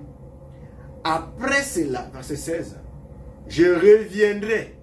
Qui reviendra? Jésus. Donc ça veut dire qu'à un moment, il avait mis une brèche. Il a inséré. Paul dit que l'olivier sauvage, c'est-à-dire nous les nations, nous avons été greffés dans l'arbre. Donc il a d'abord enlevé pour nous insérer. Comprenez? Il dit, après cela, je reviendrai et je relèverai de sa chute la tente de David. J'en réparerai les ruines et je la redresserai, afin que le reste des hommes cherchent le Seigneur, ainsi que toutes les nations sous lesquelles mon nom est invoqué, dit le Seigneur qui fait ces choses. Vous voyez? Il montre comment Dieu est parti d'abord prendre les païens et comment est-ce que Dieu a d'abord aveuglé son propre peuple. Comme il a dit, Jésus est venu chez les siens ne l'ont pas reçu. Mais à tous ceux qui ont reçu, donne le pouvoir de devenir enfants de Dieu, sans effort, mais par la grâce de Dieu. Vous voyez, Christ montra que la première venue a été stoppée pour serrer et il a promis, je reviendrai. Donc il doit revenir pour accomplir la moitié de la semaine qui était restée. Pas la semaine entière comme prêche des faux docteurs. La moitié de la semaine. Parce que Christ est mort à 33 ans. Il a commencé le ministère à 30 ans. Il est écrit noir souvent dans la Bible. À 30 ans. Et à 33 ans, il a été tué. Ce qui fait qu'il a fait 3 ans et demi du ministère. Et il reste 3 ans et demi du ministère. Et quand vous calculez la durée même des prophéties des joints, ça fait soit 1200 jours ou bien 42 mois qui correspond bel et bien à 3 ans et demi si vous divisez les jours par le mois de 30 jours, parce que les Juifs ne connaissent pas vos 28 février, vos 29 février. Les 31 là, ils ne connaissent pas. Là-bas, le calendrier, c'est 30 jours. Tout le calendrier du mois, c'est 30 jours. Janvier, c'est 30 jours. Février, c'est 30 jours. Le reste, c'est 30 jours. Donc, ça fait 360 jours, je crois, l'année. 360 jours l'année. Et si vous divisez les 360 jours l'année, vous aurez 42 mois. Ça vous fait exactement 3 ans et demi. Et c'est la période qui est restée pour les besoins, pour les Juifs. Pendant cette période, l'épouse ne sera pas. Quand ils traitent avec nous, c'est la sécheresse là-bas. Quand ils traitent chez eux, c'est la sécheresse chez nous. C'est un principe divin que Dieu n'a pas changé. Donc, il a jeté d'abord le regard, après il repartira chez eux. Donc, les deux oliviers à gauche et à droite qui encerclent l'église est clair. Christ est mort pour venir prendre le chandelier. Et quand il a fini avec nous, je reviendrai vous chercher. Hein? Jean chapitre 14. Je viendrai, je m'en vais vous préparer une place. Il est notre intercesseur. Si vous lisez Apôtre chapitre 5, il intercède. Et même quand il intercède, vous allez voir, pendant la phase d'intersection, on va lire ça rapidement. Apocalypse chapitre 5, verset 6. J'ai vu au milieu du trône et des 4 êtres vivants, au milieu des vieillards, un agneau qui était là comme immolé. Il avait 7 cornes. Vous qui dites que ça concerne seulement les églises d'Asie mineure. Regardez, même ici, là, les églises mineures devaient même au ciel. Donc même au ciel, là-bas, Dieu dans son trône au ciel a représenté l'église charnelle qui est détruite, morte depuis les années 1er siècle. Non, Dieu avait pris un symbole. Comme il est en train de prendre le symbole de cet agneau-là au ciel, là, que Jean nous parle, c'est un symbole qu'il a vu. Il est en train de nous transcrire ce symbole. C'est un symbolisme spirituel pour l'église. Dieu ne fait pas un travail pour une église qui va paraître dans le temps. Quand vous dites que non, l'église est bâtie sur Pierre, mais Pierre est mort. L'église devait mourir. Dieu ne bâtit pas des choses sur des choses qui tombent après. C'est un symbole de l'église spirituelle. Arrêtons avec le charnalisme et la compréhension bruissarde de la parole de Dieu. Il dit, je vis au milieu des vieillards un agneau qui était là comme immolé. Il avait 7 cornes. 7 cornes. Pourquoi 7? Pourquoi pas 8 cornes? Pourquoi pas 10 cornes l'agneau? Christ avait 7 cornes, qui sont les 7 églises. Je vous avance déjà. Et vous devez avoir sur chaque corne aussi un messager pour accomplir bien Apocalypse chapitre 1 verset 20 qui dit 7 ceci, 7 ceci. Pour vous dire que ce n'est pas 7 chandeliers pour faire 49. Non, ça c'est une compréhension broussard. Je vous ai dit qu'un chandelier va représenter tout le conduit là, on peut l'appeler un chandelier, une lampe tout entière. Donc l'église représentait une lumière entière.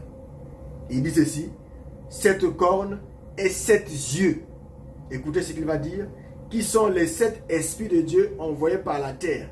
Donc les yeux, il a interprété, sont les 7 esprits de Dieu envoyés sur la terre. Et le même cet esprit-là, il parle dans le livre de Zacharie comme on avait vu. Il parle dans toute la Bible, même dans Ézéchiel. Il parle de ça. Je vous mettrai encore les versets. Je ne peux pas tout lire parce que je n'ai pas beaucoup de temps. Donc, il met même là-bas les yeux. Les yeux là sont partout. Les yeux sont les messagers. Dans le livre d'Ésaïe, il est dit, je fermerai vos yeux, entre parenthèses, vos voyants, vos prophètes. Donc, les yeux signifie un prophète, un messager, un homme qui est prophète, qui est voyant, un homme qui peut interpréter des choses prophétiques. C'est ça qu'on appelle les yeux. Mais il n'a pas interprété les cornes. Qui sont les cornes? Si on a 7 yeux, mais qui sont les 7 cornes? Ce sont les 7 âges de l'Église. Ce sont les 7 âges de l'Église. Parce que les cornes et les yeux sont connectés ensemble. Donc, un messager est connecté avec son Église, une corne est connectée avec les yeux. Pour faire 7 églises, 7 messagers, 7 cornes. Dans le livre de Matthieu, Matthieu chapitre 1, verset 17, il nous dit ceci. Il y a donc en tout 14 générations depuis Abraham jusqu'à David. 14 générations depuis David jusqu'à la déportation à Babylone. 14 générations depuis la déportation à Babylone jusqu'à Christ. Pourquoi il comptait 14 générations? 14 générations. Pourquoi pas 10 générations? Pourquoi 15 générations? Ce sont des périodes. Dieu avait fait 14. Ce sont des âges, des périodes de temps. C'est la durée délimitée. Donc, frère Branham n'est pas quelqu'un qui est venu faire l'hasardeuse de délimiter le temps. Il a délimité le temps, non, il a plagié un homme de témoin de Jéhovah pour le ruisselle et tout. Frère Branham peut prêcher tout. Il n'a jamais caché. Il a dit, j'ai lu les livres d'un tel. Là où je ne suis pas d'accord avec lui, c'est sur tel point. La parole de Dieu venait, la révélation venait au fur et à mesure des âges. Tout ce que les autres ont prêché n'est pas faux. L'épouse de Christ n'a pas commencé avec Branham. Ça a commencé depuis l'âge de la Pentecôte, le plus aîné. Ça a voyagé dans les âges. Ça a été attaqué à Vatican. Ça a été combattu. Et l'église continue. Donc même Russell là a des choses qu'il a prêchées qui est la parole de Dieu. Et frère Branham n'a pas eu honte de prendre ce qu'il a dit. S'il a dit des bonnes choses, il peut prendre. Même des dates, frère Branham pouvait prendre. Mais frère Branham a mis un principe pour nommer les messagers. Je demande toujours aux gens, donnez-moi un homme qui a nommé tous les messagers, le premier Paul jusqu'à la fin comme frère Branham. Donnez-moi son nom. Où est-ce qu'il a, dans quel livre il a lu ça, dans qui il a plagié ça? Les gens pouvaient s'aventurer à le faire. Mais est-ce que tous ont eu les mêmes personnages comme messagers? La réponse est non. Concernant les dates, frère Branham a fait des calculs jusqu'à tomber à l'année 1977, la même durée de temps que Dieu a donné avec les nations et les Juifs. La période la plus longue, il a traité avec l'Église, la période la plus longue, il a traité avec Israël. Ça fait le même nombre d'années. Et pourquoi pour nous les nations, cette année n'est pas fixée? Parce que Christ a dit, si ces jours étaient abrégés, si les jours n'étaient pas abrégés, personne ne sera sauvé. Je dis pourquoi? Parce que même les élus seraient séduits à un moment donné, car le mal sera très élevé. Aujourd'hui, le mal est tellement fort que même les élus commencent à perdre la pédale. Quelqu'un qui prêche bien la parole, mais il rentre dans la quête d'argent. Il rentre dans les compromis. Il transgresse la parole de Dieu. Il rétrograde, il se gaspille. Dieu ne voulant pas perdre ses enfants, il abrège le temps. Le temps de la fin n'est pas connu fixe. Mais c'est Dieu qui connaît. Il dit, personne ne connaît l'heure et le jour de sa venue. Voilà pourquoi il dit, pour ce qui concerne le jour et l'heure, personne ne sait. Seul le Père qui connaît le jour de la fin. C'est pourquoi le temps des nations, nous ne connaissons pas la fin. Comme Madame a dit, c'est l'âge rapide, la plus court. Les choses vont aller vite, mais nous ne connaissons pas quand. C'est pourquoi il a mis l'année, mais il n'a pas mis l'année finale. Parce qu'il ne sait pas, même lui, quelle sera l'année finale. Toute personne qui s'aventure à mettre l'année se trompera. Parce que l'année finale, Jésus a dit, personne ne le mettra. Et le Père est obligé de gérer le temps pour jusqu'à ce que le dernier brebis, toi qui m'écoutes, qui ne crois pas à la parole, tu y crois afin que la fin vienne et que nous partons de la terre. Paul est le premier messager. Pourquoi? Parce qu'il dit lui-même dans 1 Corinthiens chapitre 3, à partir du verset 10, j'ai posé le fondement comme un sage architecte et quelqu'un d'autre bâtit dessus. Ça veut dire que Paul ne refuse pas avoir posé le fondation à l'église. Alors, je vais continuer. Dieu a montré encore les 7 âges de l'église par type. Vous connaissez bien Esther. Esther qui est l'image de l'église. Vous connaissez aussi l'église spirituelle qui est l'image de l'église catholique. Celle qui est née ensemble. Les deux églises marchaient ensemble depuis le 1er siècle. Et notre église était dans la vérité, l'autre église était dans la fausseté. C'est comme le cas de l'ivraie et le blé. Il a dit, pendant que les gens dormaient, l'ennemi est venu s'aimer l'ivraie, alors que le patron avait sémé que le blé. C'est-à-dire, à la Pentecôte, Christ n'a sémé que la bonne église. Mais pendant les âges, qui représentent le sommeil, la nuit, la nuit, parce que les étoiles ne brillent que la nuit, on ne veut pas voir la journée. Et la nuit qui est l'absence du soleil, quelqu'un est venu s'aimer sa sémence. Un peu comme en Éden. Lorsque le diable vient, Adam n'y était pas, il a profité de s'aimer. Il a sémé chez Ève.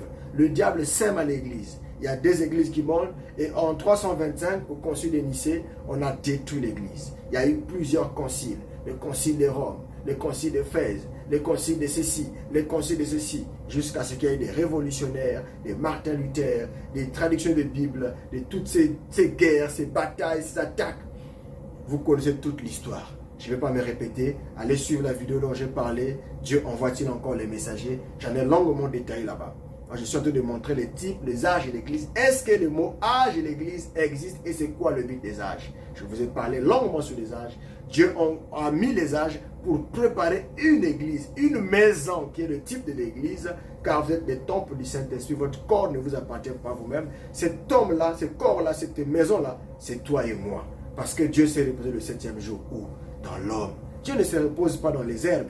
Dieu ne se repose pas dans une maison. Il dit, l'Éternel n'habite pas les maisons faites des mains d'hommes. Cette maison est un caractère spirituel d'une épouse. Et l'épouse a dit, l'esprit et l'épouse dit, viens. L'esprit qui sont les messagers, qui envoient à l'église. L'esprit de l'ange qui parle à travers des gens, à travers des messagers, pour rappeler à l'épouse, préparez vos lampes, le pouls arrive.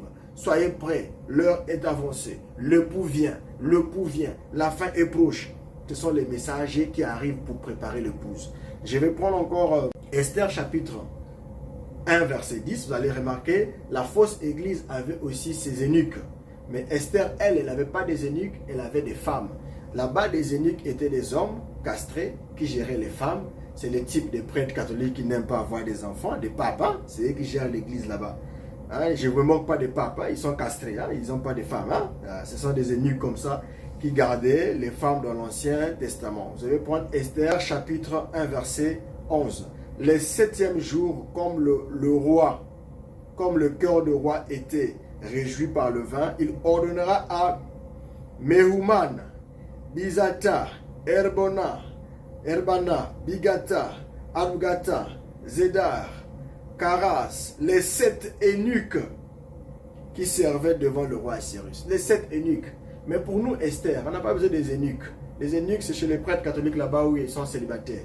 Nous, on a besoin aussi des femmes comme nous. C'est-à-dire un messager qui est aussi épouse comme nous.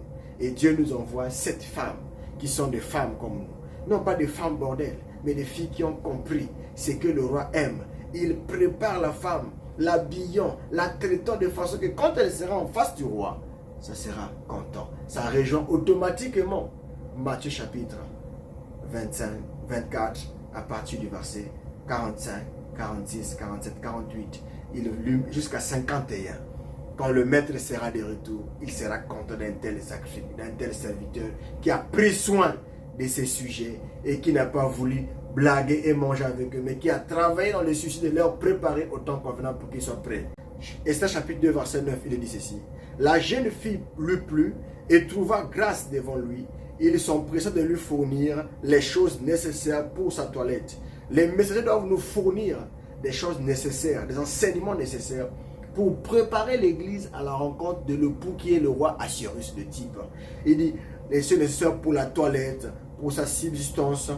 Et lui donna 7 jeunes filles choisies dans la maison du roi. 7 jeunes filles, 7 jeunes messagers. 7 messagers purs qui sont sans mélange, sans corruption, sans théologie, sans dogmatisme, capables de conduire la femme du roi jusqu'à ce que Esther, qui est le type de l'église, se rencontre au roi Assyrus, qui est le type de Dieu, qui est le type de Christ. Voyez votre mariage. Nous partons à l'église pour la préparation. Nous partons à l'église pour être prêts à l'enlèvement. Tous les âges, tous les mystères, c'est pour préparer les lampes. C'est pourquoi on parle de la préparation. Je suis dans Matthieu chapitre 25 à partir du verset 1 à 2. Il est dit clairement, préparez les lampes. Alors le royaume des cieux sera semblable à 10 vierges qui, ayant pris leurs lampes, allèrent à la rencontre de l'époux. 5 d'entre elles étaient folles, 5 étaient sages. Il dit, mais les sages prirent avec leurs lampes de l'huile dans les vases. Comme l'époux tardait, aujourd'hui l'époux tarde à venir. Les gens se moquent, mais le Dieu vient quand? Dieu ne viendra plus. Le monde va tel que depuis là au commencement. Pierre dit, Le monde à présent est réservé pour le feu. Voilà votre Malachie 4, 1 à 3. Il dit, le jour vient, ardent comme une fournaise. La fournaise, c'est le feu. Il dit, le monde à présent est réservé pour le feu. Et ici, il dit, comme le pou tardait, tout s'assoupir et s'endormir. Pourquoi s'endormir? Ce sont les âges, mon frère. C'est la nuit, mon frère. Ce n'est pas la journée. Jésus a dit, je m'en vais vous préparer une place. Mais pendant qu'il partait, la nuit, l'ennemi est venu s'aimer l'ivraie. L'ivraie est là avec nous. Les saints qui sont sages, les saints qui sont folles, les saints qui sont folles sont les vierges folles, sont le type de l'ivraie. Les saints qui sont sages sont le type de la vraie épouse. C'est l'église, les deux épouses, celle qui est née à la Pentecôte et celle qui est née à Vatican, celle qui est née à Rome, qui a eu beaucoup d'enfants. Après chapitre 17, elle était la mère de plusieurs prostituées, la mère de toutes les impudiques. Elle n'est pas seule, ce n'est pas une femme stérile, c'est une église qui a d'autres sous-branches dans plusieurs formes, mais elle est née avec l'église mère. Elle accompagne l'église mère jusqu'à ce que la voix crie, voici l'époux. Au milieu de la nuit, on crie. Qui a crié? C'est la 7e trompette. On crie, voici l'époux, allez à sa rencontre. Amen. Dieu montra tout cela en type, en image, dans le but de faire quoi? 1 Corinthiens chapitre 10, verset 11. L'apôtre Paul dit ceci, ces choses leur sont arrivées pour servir d'exemple. Elles ont été écrites pour notre instruction et à nous qui sommes parvenus à la fin des siècles. À nous qui sommes parvenus à la fin des siècles, ces choses que je viens de lire ici depuis le début, nous avaient été écrites pour nous servir d'exemple. Car nous connaissons en partie. 1 Corinthiens chapitre 13, versets 9 à 12. Nous prophétisons en partie.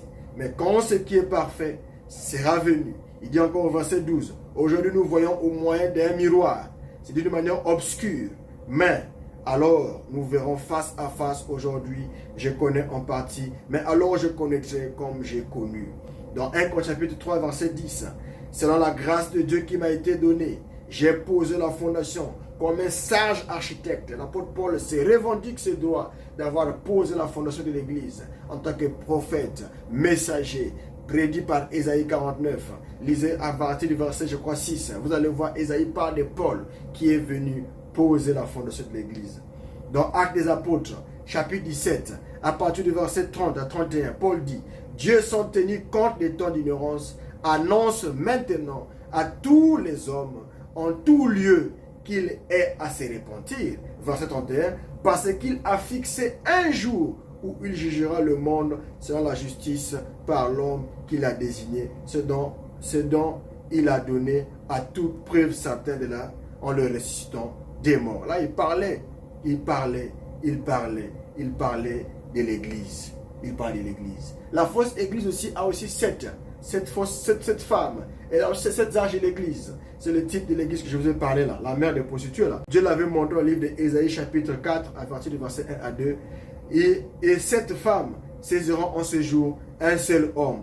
Et ils diront, nous mangeons notre pain et nous nous revêtirons de nos habits. Fais-nous seulement porter ton nom, enlève notre opprobre. En ce jour-là, le germe de l'Éternel aura de la magnificence et de la gloire, et du fruit du pays, il y aura de l'éclat, de la beauté, pour réclamer Israël. Les 7 femmes sont aussi les types de cette fausse femme, cette fausse église qui a voyagé dans les âges. Dieu l'a montré. Avec Esther, nous avons vu. Dieu l'a montré avec plusieurs. Les vierges folles, Dieu l'a montré. Dieu l'a montré. Il a parlé, gardez-vous des faux prophètes. Ils viendront à vous avec de telles prédications, avec de telles choses. Tout ça, c'était dans le but de séduire l'Église. L'ange, ici, c'est un messager. Malachie chapitre 3 est un messager. Et messager, ici, c'est un ange terrestre qui vient apporter un message pour l'Église. Dans le livre de Romains, chapitre 11, verset 25 à 32, l'apôtre Paul dit ceci, « Car je ne veux pas, frère, que vous ignorez ce mystère, afin que vous ne vous regardiez point comme sages. C'est qu'une partie d'Israël est tombée dans l'endurcissement jusqu'à ce que la totalité, donc jusqu'à ce que, signifie jusqu'à un temps limité. Donc il y a un temps que Dieu a fixé pour nous avant de repartir chez eux. Donc une partie d'Israël est tombée dans l'endurcissement jusqu'à ce que la totalité des païens soit entrée et ainsi tout Israël sera sauvé selon qu'il est écrit, le libérateur viendra de Sion et il détournera de Jacob les impiétés. Et ce sera mon alliance avec eux lorsque j'ôterai leurs péchés. Et en ce qui concerne l'évangile, ils sont ennemis à cause de vous. Paul nous montre pourquoi ils sont aveuglés. Dieu devait introduire les chandeliers qui étaient encerclés des oliviers. Des oliviers, Zacharie chapitre 4, verset 2. Lisez s'il vous plaît, j'étais déjà là-bas, je ne vais pas me répéter, je gagne le temps, je dois finir. Et des oliviers. Et mon alliance avec eux. En ce qui concerne l'évangile, ils sont ennemis à cause de vous. Mais en ce qui concerne l'élection, ils sont aimés à cause de leur Père. Car Dieu ne se répand pas de ses dons et de ses appels. De même que vous autrefois, désobéis à Dieu, et que par leur désobéissance, vous avez maintenant obtenu miséricorde. Paul dit, de même, ils ont maintenant désobéi, afin que par leur miséricorde qui vous a été faite, ils obtiennent aussi miséricorde. Car Dieu a renfermé tous les hommes dans la désobéissance pour faire miséricorde à tous. Vous voyez, tout ça, Paul montre que Dieu va revenir vers eux. Ça, c'est le retour des besoins. Le retour de la deuxième branche à gauche et à droite, vous avez vu. Dans Genèse, Dieu a prédit les 7 vaches que l'autre avait vues. C'était aussi le type de cet âge de l'église. Les 7 vaches maigres, 7 vaches grasses, c'est le symbole de l'église, le symbole des moments de difficulté. Pendant que c'est grâce chez nous, pendant les 7 âges, et là-bas, ils ont les 7 périodes sécheresse. C'est le type des nations et les Juifs dont Joseph avait vu. Ceci est un symbolisme des âges de l'Église. Et cet âge de l'Église, cet âge grâce chez nous, cet âge des vaches maigres pour les Juifs. Ainsi de suite. Alors, qu'est-ce que cela voulait simplement dire? Dieu a dit, tu compteras 7 sabbats d'année, 7 fois 7 années, et le jour de ces 7 sabbats, l'année sera 49 ans. Ça, c'était le symbole pour faire le jubilé.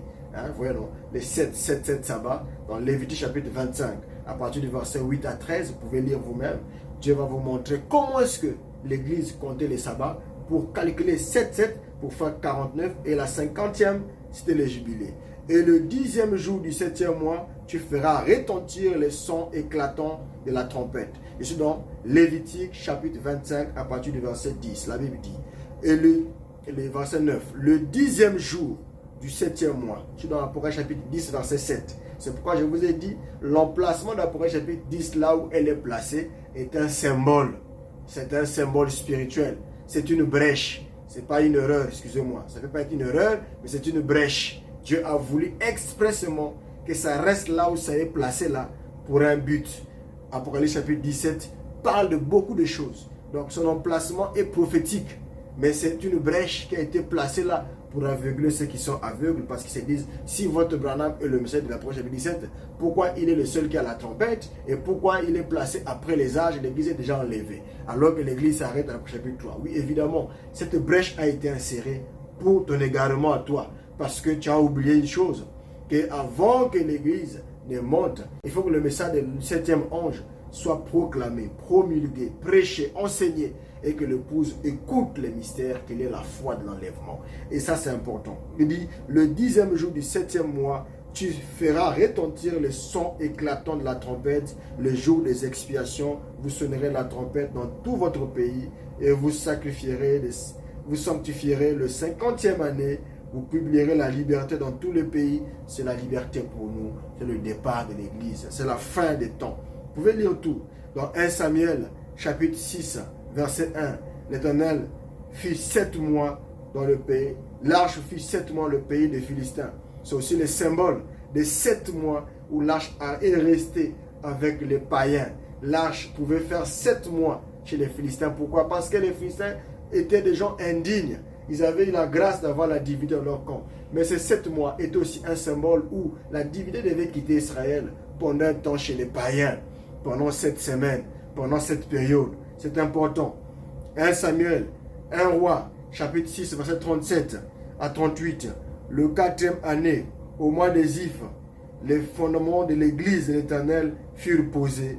À la 14e année, au mois de Bulle, qui est le 8e mois. Donc, au 4e mois, ils ont fait. Au 7e mois, en 7 ans, seulement construit le temple.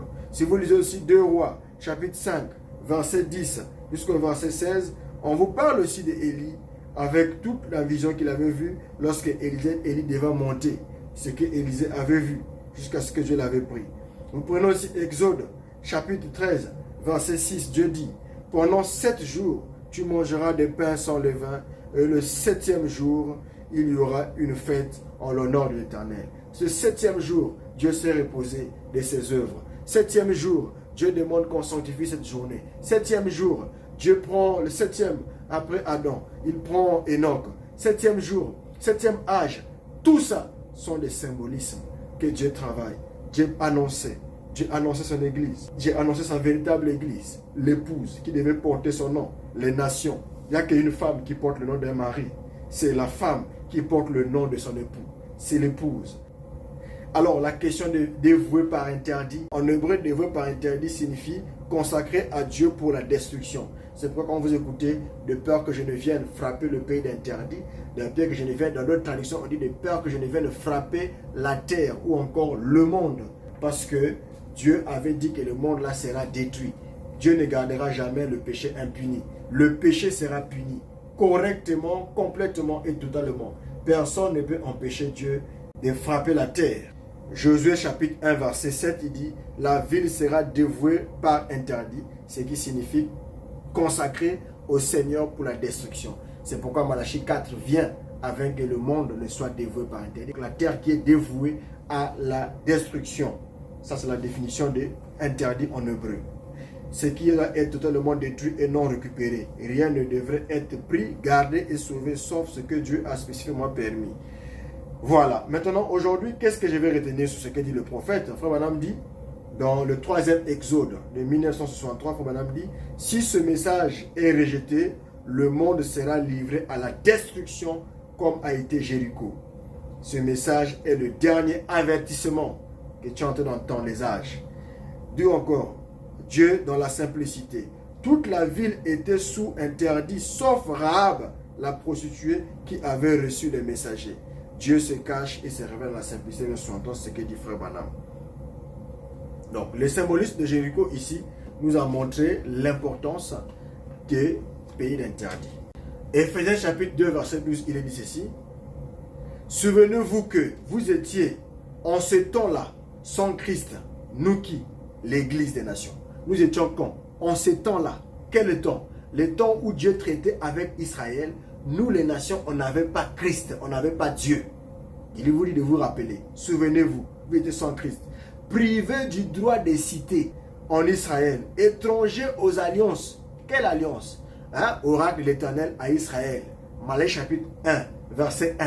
Qui fait que beaucoup de gens savent, quand ils lisent ça, ils pensent que, vous voyez, on a écrit oracle à Israël, de Malachie à Israël. Oh, vous n'êtes pas Israël, donc votre Branham n'est pas d'Israël. Non, oracle de Malachie pour Israël, oui, mais Israël a été collé. Et nous sommes Israël spirituel. Il y a une promesse pour les Juifs, une promesse pour nous. Je vous ai dit d'emblée dans d'autres vidéos, il faut aller suivre. Dieu envoie-t-il un messager expliquer que Jésus a découpé aussi un verset en deux. Un jour de grâce, une année de grâce, et un jour de vengeance. Un jour de vengeance, le Seigneur n'a pas voulu lire. Et Jean-Baptiste et le prophète Malachie 4 aussi, à partir du verset 6, ramener le cœur de père aux enfants. De quel père?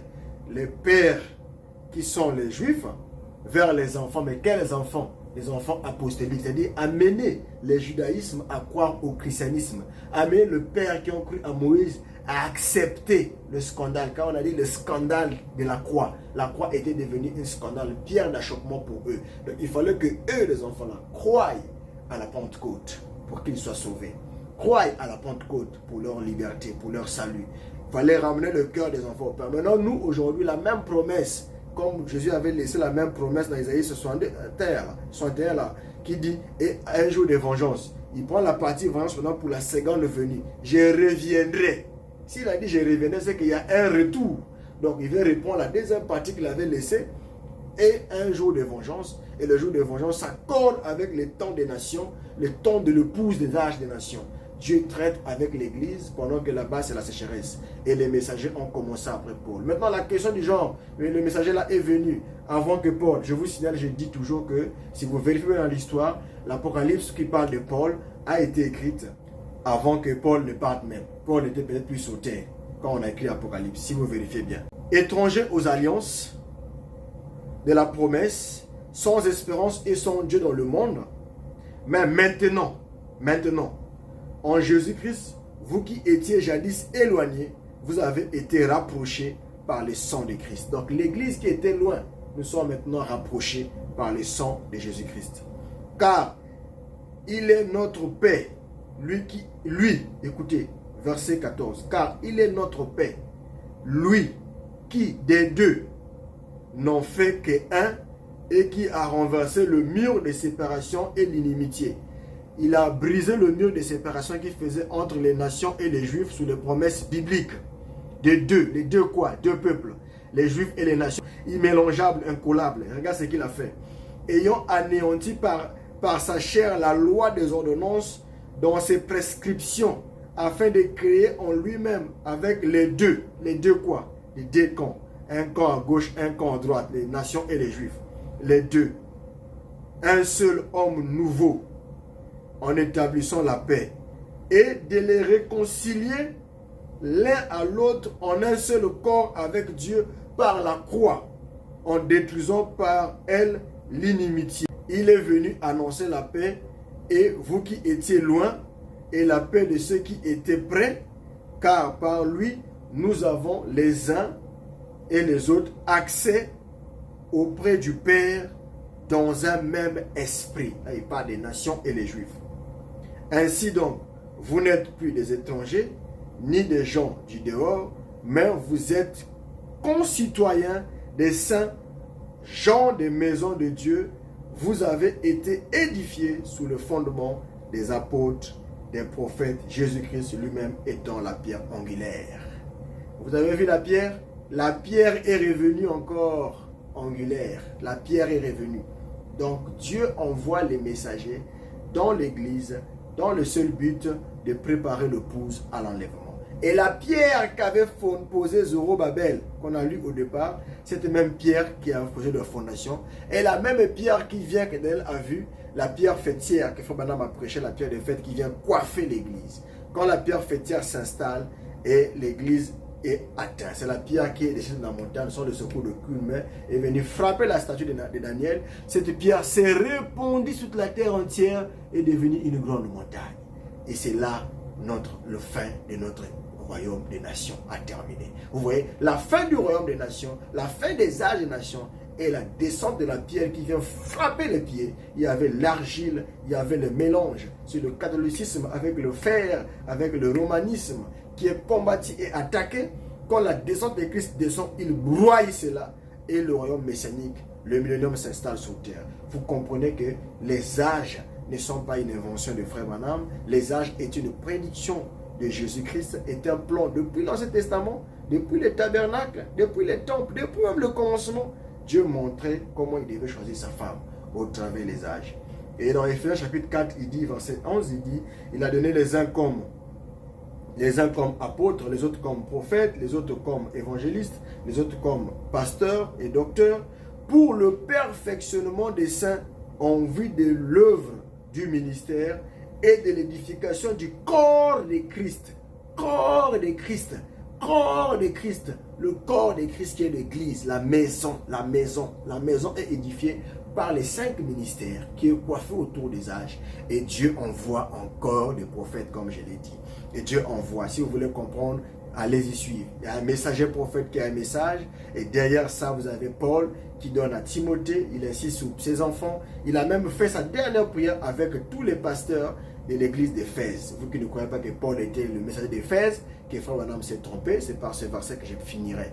Mais je vous signale que Paul est bien le premier messager. Après Paul, Frère Branham a suivi les disciples qui ont suivi. Il a mis Irénée, qui était beaucoup attaché. Irénée Lyon, il a mis tous les autres. Et Frère Branham l'a fait avec la conduite. Et l'ange est venu confirmer ça au tableau quand Branham écrivait. Il a mis à la fin Branham à la fin. Et il est le prophète, le véritable prophète. Le prophète, le véritable prophète de l'âge, comme était Paul. Et Paul avait prédit. Je sais qu'il s'introduira après mon départ des gens qui ne prêcheront pas la vérité. Ils vont se détourner de la parole pour prêcher des fables. Cette écriture de Paul était une prédiction. Mais aujourd'hui, cette écriture est accomplie. Le temps des nations, le temps de la fin, le temps de la colère de Dieu, le temps de toutes ses promesses. Et le Seigneur avait promis, vers la fin, il accomplira des choses. Les messagers ont pour mission de ramener l'église à la parole, de ne pas écarter l'église à ce que Christ a dit. Nous devons rester simplement attachés à ce que l'époux a dit, non pas à ce que nous-mêmes nous pensons. Parce que ce que l'époux a dit, c'est ça qui est la vérité. Je vais finir par le verset de Proverbe 9, verset 1. La sagesse a bâti sa maison et elle a taillé ses 7 colonnes. Proverbe 9, verset 1. La sagesse a bâti sa maison et elle a taillé ses 7 colonnes.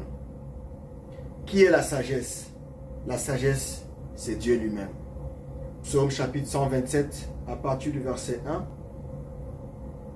Cantique des degrés de Salomon. Si l'Éternel ne bâtit la maison, ceux qui bâtissent travaillent en vain. Si l'Éternel ne garde une ville, celui qui la garde en vain. Donc la sagesse là, c'est Dieu lui-même. 1 Corinthiens chapitre 3, verset 9. Car nous sommes ouvriers avec Dieu. La sagesse qui a bâti sa maison, mais cette maison ne peut pas travailler seule. Dieu a besoin des hommes sur terre pour travailler avec lui. Et Paul dit, nous sommes ouvrés avec Dieu et vous êtes le champ de Dieu, l'édifice de Dieu. Et il descend. Selon la grâce de Dieu qui m'a été donnée, j'ai posé le fondement comme un sage architecte et un autre bâti dessus. Il a posé le fondement. Proverbe chapitre 9, verset 1. La sagesse a bâti sa maison, il a posé 7 colonnes. Donc dans la maison, il a 7 colonnes, et les 7 colonnes sont les 7 messagers. La maison qui est l'église, je vous ai dit, Paul dit, nous sommes ouvriers avec Dieu, et vous êtes les champs de Dieu, l'édifice qui est la maison de Dieu. Donc vous voyez, la sagesse là c'est Dieu, l'édifice de Dieu, et la maison de Dieu, c'est l'église que nous sommes. Galates chapitre 1, verset 11. Je vous déclare, frères, que l'évangile qui a été annoncé par moi-même n'est pas de l'homme. Donc Paul reconnaît qu'il n'a pas annoncé un évangile qui est un évangile d'un homme. C'est l'évangile qui est venu de Dieu. Car je ne l'ai ni reçu, ni appris d'un homme, mais par la révélation de Jésus-Christ. Paul refuse le fait que l'évangile qu'il a prêché, il a plagié quelqu'un. Il n'a pas copié quelqu'un, c'est Christ qui lui a révélé la parole. Acte 9, verset 15. Mais le Seigneur lui dit, va, car cet homme est un instrument que j'ai choisi pour porter mon nom devant les païens, devant les rois et devant les fils d'Israël. Et Frère Branham s'est servi de Paul pour positionner l'église, pour prêcher les âges de l'église. Il a beaucoup utilisé Paul comme l'unité de mesure de chaque messager. Et moi je crois dans ce que Frère Branham a dit, de ce qu'il a prêché, de ce qu'il a fait. Même si les années, il a pris chez quelqu'un, il a lu chez les autres. Mais ce qui est important, c'est que tous les messagers que Frère Branham a mis, personne ne peut contester leur authenticité parce qu'il n'y a personne qui l'a positionné ces messagers-là à la place de ce que Frère Branham a dit. Même si les messagers-là étaient déjà morts avant son âge, ce n'est pas grave. L'apôtre Paul n'était pas obligé d'être partout. Tout le monde n'a pas écouté Paul pour être le messager de l'âge. Paul était messager. Le plus important, c'est que la parole est partie. Aujourd'hui, Branham est le messager des temps de la fin. Moi, je n'ai pas eu besoin de voir Branham, mais cela n'empêche qu'il soit le messager de mon âge par lequel je vis. Pourtant, je ne l'ai pas vu. Il est mort avant que je sois né. Mais il reste mon messager. Tant qu'il apporte un message pour un âge, il reste le messager de cet âge, même si lui-même, il n'est plus sur terre. C'est comme l'évangile de Paul, de Pierre. Ils sont plus sur terre, mais leurs évangiles ont toujours les mêmes effets, comme si je les lisais aujourd'hui, comme c'était hier à la Pentecôte. Donc c'est un faux débat de dire non, comment un messager va mourir avant son âge, comment Branham lui-même, il a calculé ceci, comment il dit l'âge le plus court, il n'a jamais dit le plus court, il dit l'âge très court, très rapide, des choses rapides. Mais Dieu a dit, le temps sera abrégé. Dieu est libre de prolonger, de raccourcir, ça ne dépend que de lui. L'âge, Frère Branham dit, l'âge des nations prendra fin quand l'épouse quittera la terre. C'est ce que Frère Branham dit. L'âge de l'église, Dieu l'a montré aussi par Abraham. Abraham a reçu 7 visitations de Dieu avant de recevoir Dieu dans la chair humaine. Je m'arrête par là. Vous savez que c'est un sujet très profond. On peut passer beaucoup de jours en train de parler que de ça. Que Dieu vous bénisse. Alors, pour ce qui concerne les noms des messagers, je laisse Frère Branham lui-même lister les noms des messagers parce que c'est lui qui avait reçu le mandat de le faire. Il n'a pas plagié les gens. La parole venait par goutte de révélation. Il a récupéré les révélations laissant en suspense. Il est dit lui-même, je vous mettrai la citation, tout ce qui était laissant en suspense dans les âges. Frère Branham a dit, on a pris cela, on a mis cela en ordre Et c'est la parole de Dieu quand le prophète le confirme. Voilà pourquoi on a dit même qu'au jour de la voix du 7e ange, quand il sonnerait la trompette, le mystère de Dieu, le mystère de sa venue, le mystère de l'enlèvement, le mystère du départ soudain de l'Église sera accompli. Et l'épouse, quand il vient sur terre, quand l'époux vient sur terre, c'est pour prendre l'Église et partir. Et les messagers ont commencé depuis, comme Dieu a visité Abraham, 7 visitations avant que Isaac ne vienne. La venue de Christ ne peut pas se faire sans les 7 visitations avant que Isaac et Christ ne viennent sur terre. Dieu parle par des types, par des symbolismes, par beaucoup de choses avant d'annoncer un message puissant. Nous avons fait un voyage puissant avec vous. Les âges de l'Église ne sont pas un plagiat, ce sont des choses réelles pour le temps présent. Dieu a séquestré le temps par siècle. Il a dit d'âge en âge, de génération en génération. La Bible le dit dans beaucoup de versions. Vous pouvez vérifier vous-même et trouver que le message est la vérité. Que le Seigneur Jésus-Christ vous bénisse richement. Un grand shalom. Nous sommes ensemble. C'était votre précieux frère Romaric. Merci de vous abonner, de partager, de commenter. Que Dieu vous bénisse. Shalom.